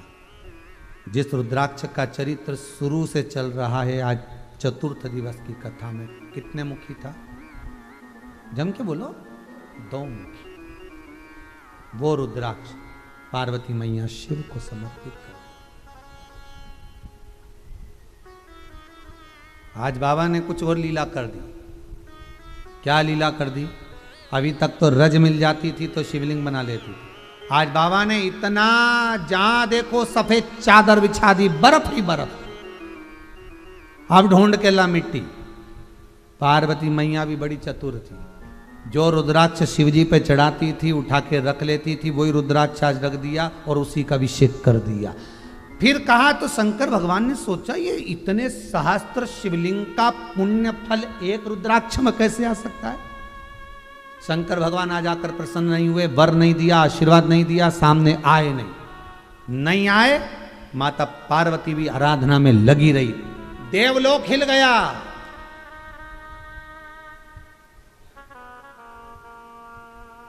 देवलोक हिलने लगा। तब देवताओं ने पूछा कि बात क्या है, ये हो क्या रहा है? तो कि पार्वती मैया व्रत कर रही हैं, साधना कर रही हैं, उपास कर रही हैं, पार्वती मैया स्नान करा रही हैं भगवान शिव का। तो शंकर भगवान स्वीकार नहीं कर रहे। अब ये पिलक लगाओ ने बल्ब नहीं जले तो कई मतलब का? अरे बोलो तो सही है कि गलत है? फिर देखना पड़ेगा नहीं। वो इतना बड़ा रे, उसे टेस्टर बोले, क्या बोले? टेस्टर ही बोले ना। फिर इसे ऐसे ऐसे टच करके देखना पड़े, करंट आई रहा कि नहीं आ रही है। तो अपन भी जब पूजन करें तो भगवान स्वीकार कर रहा है कि नहीं कर रहा है, ये कैसे मालूम पड़े? तो टेस्टर है। शिव महापुराण की कथा, शंकर की कथा में बैठ जाओ, एक बार टेस्ट करके देखो कि सही जगह करंट पहुंच रहा है कि नहीं पहुंच रहा है। तब समझ में आएगा। पार्वती जी ने जो पूजन करी वो शंकर जी स्वीकार ही नहीं कर रहे। अब तुम पिलक लगा के बैठी, बल्ब जल ही नहीं दिया। अब खटका बंद कर रही, चालू कर रही, सब कुछ देख रही, पर तुम्हें क्या मालूम कि वो बल्ब जो लगाया है नहीं,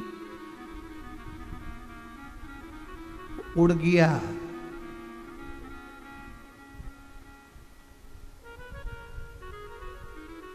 तो काय से उड़ गया? बल्ब कोई पहले के जमाने में वो पीला वाला लट्टू नहीं होता था, बल्ब पीला कलर का लट्टू बोलते थे, बल्ब पीला वाला, वो कब उड़ता था?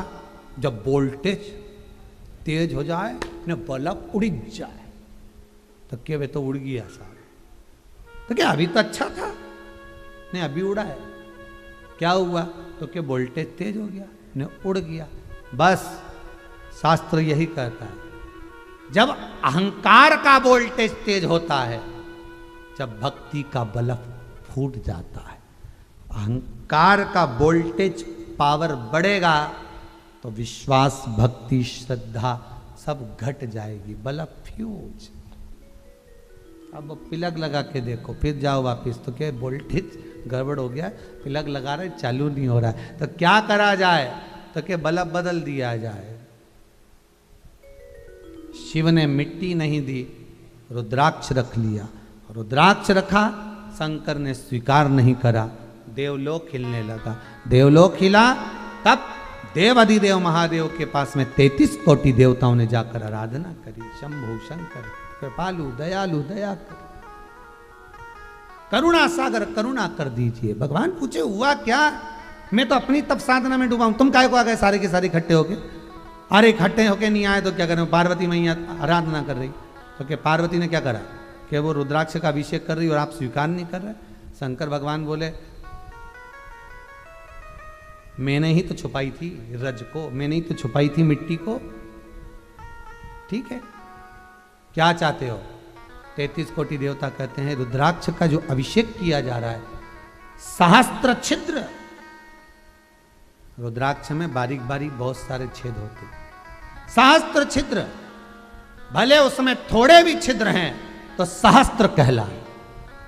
और एक रुद्राक्ष के अंदर सहस्त्र शिव विराजमान हो जाए।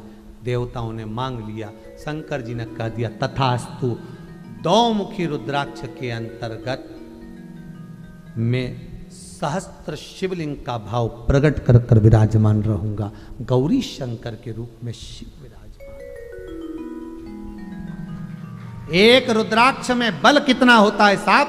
सहस्त्र शिवलिंग का बल एक रुद्राक्ष के अंतर्गत आ जाता है। कितना भी मुखी आप पहन लो, 1 2 3 4 5 6 7 8 जितने मुखी पहनना, एक रुद्राक्ष के अंदर सहस्त्र शिवलिंग का बल होता है।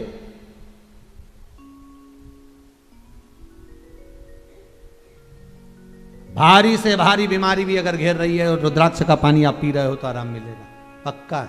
सवेरे पियो शाम तक आराम, शाम को पियो तो रात तक आराम, रात को पिया तो सवेरे आराम। पर ये आजकल जो शिवलिंग का जो वो रुद्राक्ष का जो ये नाटक वर्णन कर देते ना, ये घिस घिस के शंकर जी बना देने, रुद्राक्ष पे गणेश जी दिख रहे हैं, गणेश जी बना दिए ने, ऊपर सांप भी बना दिया। ये यहाँ कहीं नहीं लिखा हो कि रुद्राक्ष पे शंकर जी बना हुआ होगा, ने सांप बना हुआ होगा, ने गणेश जी बना हुआ होगा। यहाँ तो शिव पुराण तो एक ही बात करी, नहीं हृदय में बना लो, तो यहाँ बनाने की जरूरत ही नहीं पड़े। अब मुँह में घिसता फिर रहा।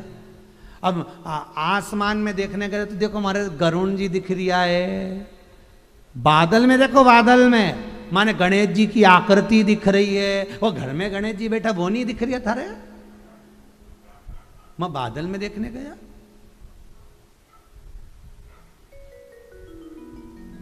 भीतर शिव है, जलचर थलचर वायुचर चाहे आकाश में भी शिव दिखेगा। भीतर गणेश है, हर प्रतिबिंब गणेश दिखेगा। भीतर ठाकुर है, हर जीव में ठाकुर दिखेगा। भीतर राम है, सर्वस्व राम नजर आएगा। आपके भीतर जो बैठा होगा सामने, आप कभी भी जाएंगे आपके मन में आ जाएगा, देखो सामने आकृति दिख रही ना, ऐसा लग रहा है ना कि हनुमान जी जा रहा है। सामने बादल में ऐसा नहीं दिख रहा, शंकर जी बैठे बादल में ऐसा नहीं दिख रहा। क्यों? क्योंकि तुम्हारे भीतर वो बैठा है जो दिख रहा है। तो जो मैं रब दिखता है यारा, मैं क्या करूं? नजर वही आ रहा है जो तुम्हारे भीतर है।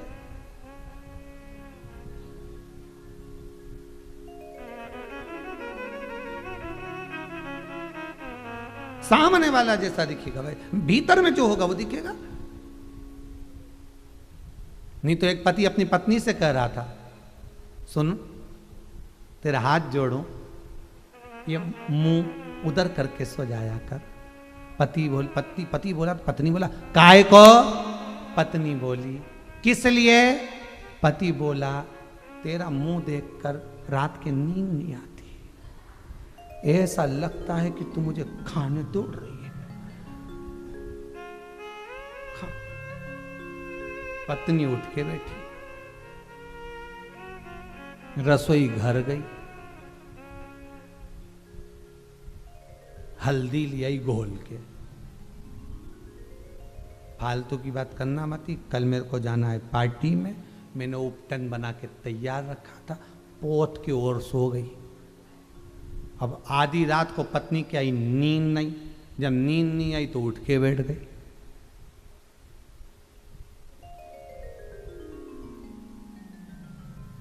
पति ने पूछा सो जा, नींद नहीं आ रही। क्यों? मान लो एक छोरा हो गया तो कहाँ सोएगा? पति बोले यहाँ सो जाएगा, सो जा, तेरे हाथ जोड़ू, सो जा। थोड़ी देर बाद पत्नी सोई, फिर जाकर पति ने कहा अब क्या हुआ? नींद नहीं आ रही। मान लो एक छोरी और हो गई तो कहाँ सोएगी? पति और सरका, यहाँ सो जा, तेरे हाथ जोड़ू, सो जा, हमारे सोंदे सुबह ऑफिस जाना, तेरे पाँव पड़ू, सो जा। थोड़ी देर बाद रात के 3:30 पे फिर जग गई। अब क्या हुआ? मान लो एक और छोरा हो गया तो कहाँ सोएगा? पति बेचारा पलंग पे और सर का धड़ से नीचे गिर गया, धम्म से नीचे। अब पलंग तो पलंग रहे, कोई सरकार की रोड की खा सकता जा, यहां सो जाएगा, अब तो सो जा। पत्नी सोई, ये उठ गया, उठा, सीधे बैग में एक तैयार करने लगा। पत्नी सवेरे सवेरे उठकर पूछ ली क्यों, कहाँ जाने की तैयारी कर रहे हो? बड़ी मुस्कुरा के पूछी। पति ने कहा बस जाने की तैयारी कर ली, बद्रीनाथ जा रहा हूँ। तो बद्रीनाथ काय को जा रहे? तुम तो कह रहे थे कल ऑफिस जाना, बद्रीनाथ काय को जा रहे? इतने में पति बोला मात्र रात्रि को पुत्र की कामना करी और कमर की हड्डी टूट गई, अगर पुत्र पैदा हो गया तो ना जाने कितनी हड्डी तोड़ेगा दादा, इससे तो बद्रीनाथ जाऊं तो अच्छा। आधी रात को ज्ञान प्राप्त हो गया, आधी रात को चल दिया, नहीं रुकूं, बद्रीनाथ ही जाके रुकूंगा।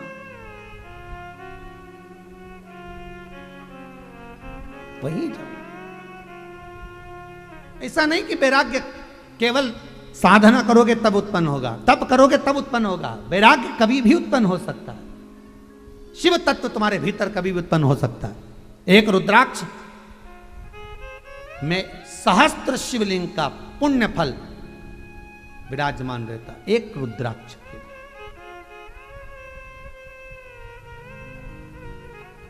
भले फिर वो कितना भी मुखी हो, एक मुखी से लेकर 14 हो, 21 हो, 38 हो, रुद्राक्ष के भीतर शिव तत्व छुपा हुआ। कभी आप लोग घर में रुद्राक्ष का स्नान कराओ तो आपके भीतर केवल ये भाव नहीं आना चाहिए कि आप रुद्राक्ष का स्नान करा रही हो, आपके भीतर ये भाव आना चाहिए कि 1000 शिवलिंगों में स्नान करा रही हूं, सहस्त्र शिवलिंग का मैं अभिषेक कर रही हूं, सहस्त्र शिवलिंग का मैं स्नान करा रही हूं।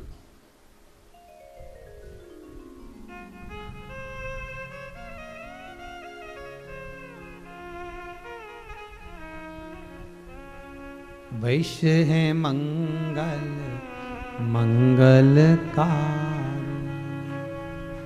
अवधूत रूप तुम्हारा, अवधूत रूप तुम्हारा, भोला सब दुख काटो, ओ भोला सब दुख काटो। शिव शंकर जपो तेरी माला, भोले बाबा जपो तेरी माला, भोला सब दुख काटो, ओ भोला सब दुख काटो। शीश पे गंगा मस्तक पे चंद्र, शीश पे गंगा मस्तक पे चंद्र, त्रिपुंडधारी हमारा, त्रिपुंडधारी भोला सब दुख काटो, ओ भोला सब दुख काटो,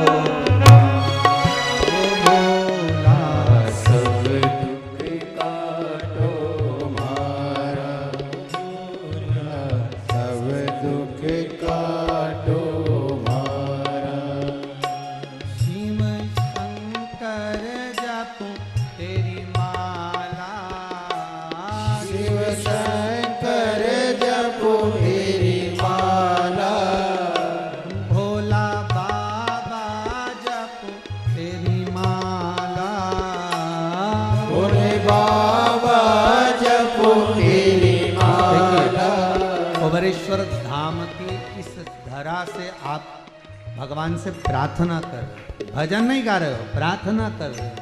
शिव शंकर जपो तेरी माला, शिव शंकर जपो तेरी माला, भोले बाबा जपो तेरी माला, भोले बाबा जपो तेरी माला,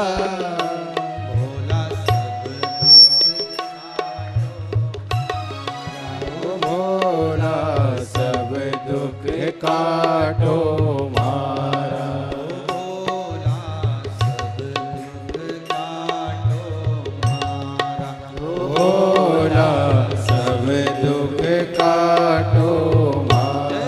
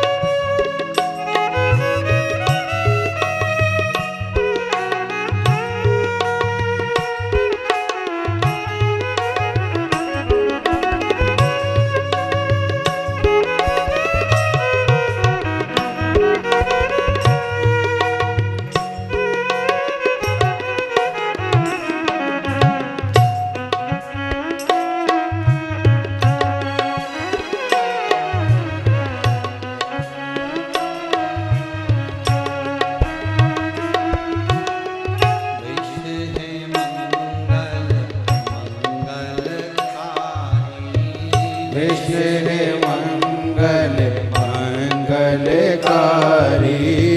विष्णु मंगल मंगलकारी, विष्णु मंगल मंगलकारी, अवधूत रूप निहारा, अवधूत रूप निराला,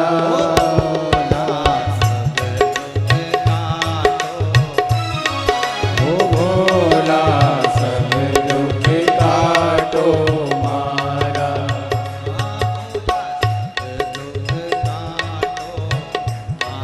ओ भोला सब दुख काटो मारा, शिव शंकर जपो तेरी माला, शिव शंकर जपो तेरी माला, भोले बाबा जपो तेरी माला, ओ भोले बाबा जपो तेरी माला, भोला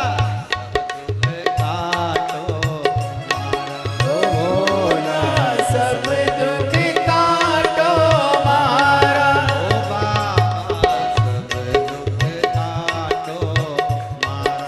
भोला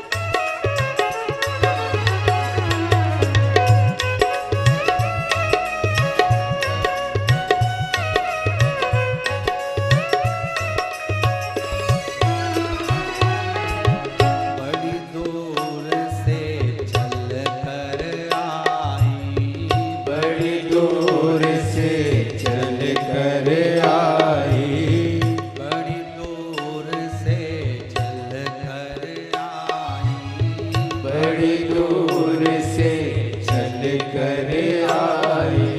कुबेरेश्वर धाम तुम्हारा,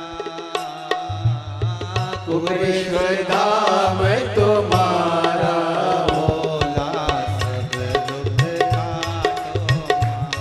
भोला सब दुख काटो हमारा,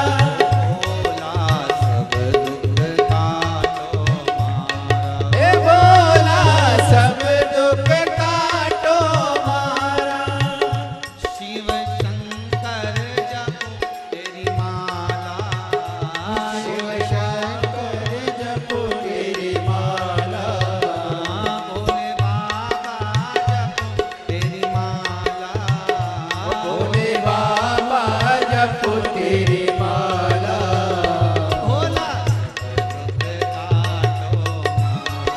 भोला सब दुख काटो हमारा, भोला सब दुख काटो हमारा, भोला सब दुख काटो हमारा।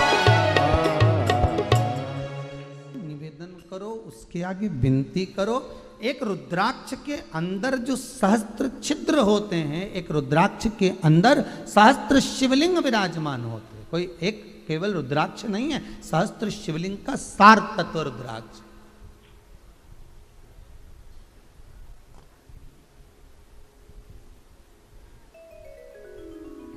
सहस्त्र शिवलिंग का सार तत्व है रुद्राक्ष। जितने लोग रुद्राक्ष अपने घर में रखे हैं, जितने लोग रुद्राक्ष पहनते हैं, रुद्राक्ष धारण करते हैं, वो केवल रुद्राक्ष नहीं पहने, 1000 शिवलिंग आपके गले में है, ये मान कर चलो।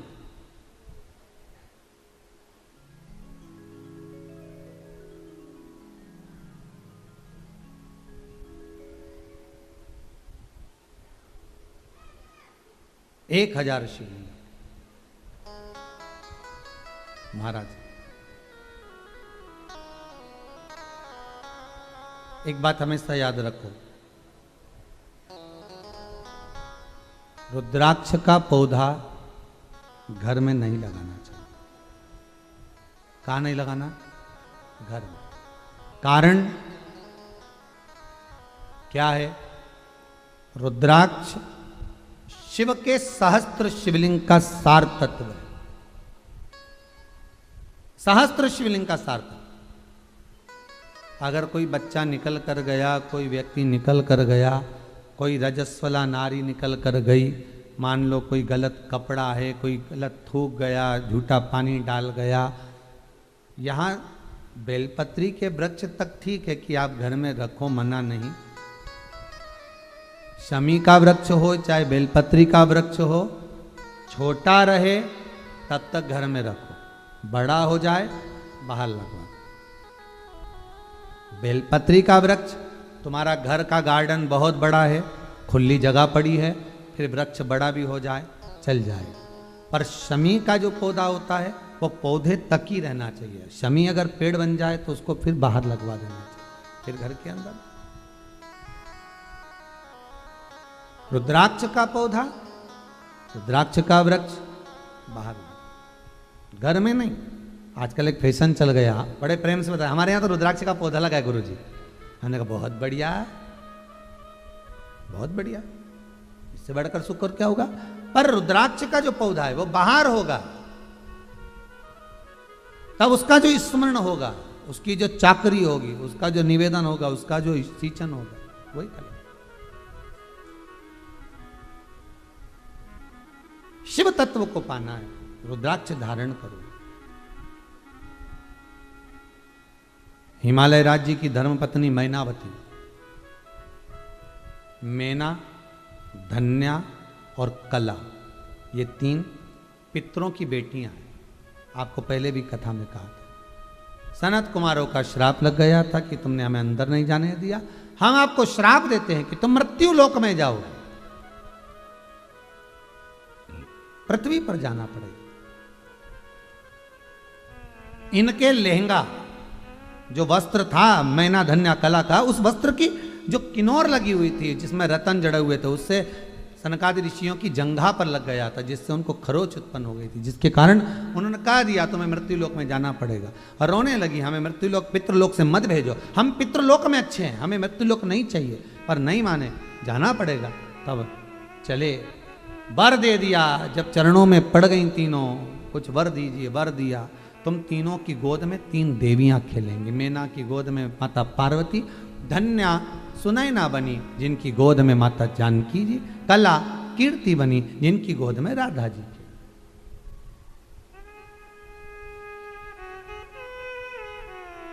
पितृलोक से जब चली थी मैना, धन्या, कला, तो पितृलोक में जितने पितृ विराजमान थे, इनके जो पिता थे पितृलोक में, उन्होंने कह दिया आप तीनों को जाना तो पड़ेगा मृत्युलोक में, पर सुनो,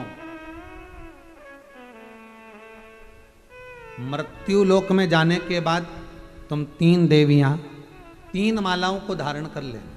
पितृ कर रहे हैं, बहुत अच्छे से सुनना, ये कहता पितृलोक से तुम मृत्युलोक में जाओ तो 3 देवियां 3 माला को धारण कर लेना। 3 देवियां तुम्हारी गोद में आएंगी, वो उस माला का संचार करेंगी, उसी माला के बल पर शिव तत्व, राम तत्व, कृष्ण तत्व प्राप्त होगा। देखिए, मैना जी ने पहनी है रुद्राक्ष की माला। काय की माला? रुद्राक्ष। धन्या सुनैना बनी है,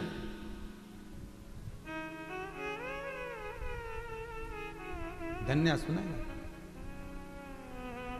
महाराज जिन्होंने पहनी है तुलसी की माला। कला कीर्ति बनी है जिन्होंने तुलसी की माला को धारण कर। तीनों ने भक्ति का संचार किया। वैष्णव कृष्ण को मानने वाले जो गले में तुलसी की माला पहनते हैं वो बारीक रहती है। कौन सी रहती है? बारीक मन का। राम जी को मानने वाले जो तुलसी की माला पहनते हैं वो इतना बड़ा 1 मन का तुलसी का गले में, इतना बड़ा 1 मन का तुलसी का डाल के रख लेते। और शिव तत्व को मानने वाले या 1 रुद्राक्ष पहने या रुद्राक्ष की माला पहने या रुद्राक्ष का स्मरण करें, फल तत्व प्राप्त। पूछा क्या पितरों का उद्धार भी रुद्राक्ष और तुलसी के जल से हो सकता है? क्यों नहीं, क्यों नहीं होता?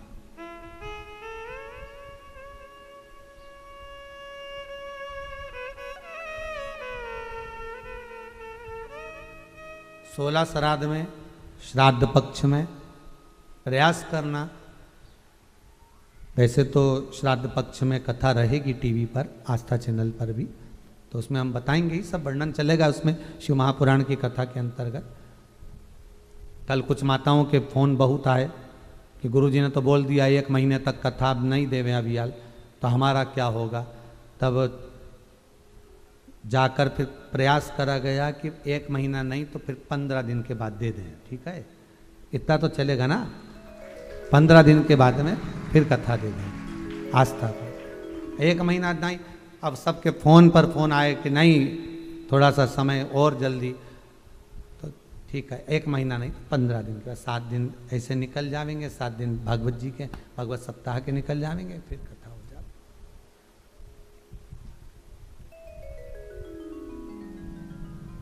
शिव तत्व में जाइए। 16 श्राद्ध में वर्णन आता है कि रुद्राक्ष का मात्र मनके का पानी भी अगर शंकर को समर्पित करा है तो पितृलोक तक चले जाता है, पितरों को प्राप्त हो जाता है। और पितृ उस रुद्राक्ष के जल से जब अपने शरीर पर सिंचन करते हैं तो जिसने जल चढ़ाया होता है उसकी झोलियां खुशियों से भर देते हैं। रुद्राक्ष तत्व में पितरों की शांति छुपी हुई है। रुद्राक्ष तत्व में पितरों की भी शांति है। जैसे तुलसी के क्यारे के नीचे बैठकर किया गया अन्नदान, पिंडदान, अन्नदान पितरों को प्राप्त हो जाता है और पित्र तर जाते हैं, उसी तरह रुद्राक्ष का मात्र जल शंकर को समर्पित कर देने पर भी सुख का भान उत्पन्न होगा। शिव तत्व। ऐसी शिव महापुराण की कथा रुद्राक्ष शिव महापुराण अपन श्रवण कर रहे हैं। सभी श्रोता भाई बहन जो आस्था चैनल के माध्यम से, फेसबुक, यूट्यूब के माध्यम से कथा का रस आस्वादन कर रहे हैं, सभी को साधुवाद देता हूँ।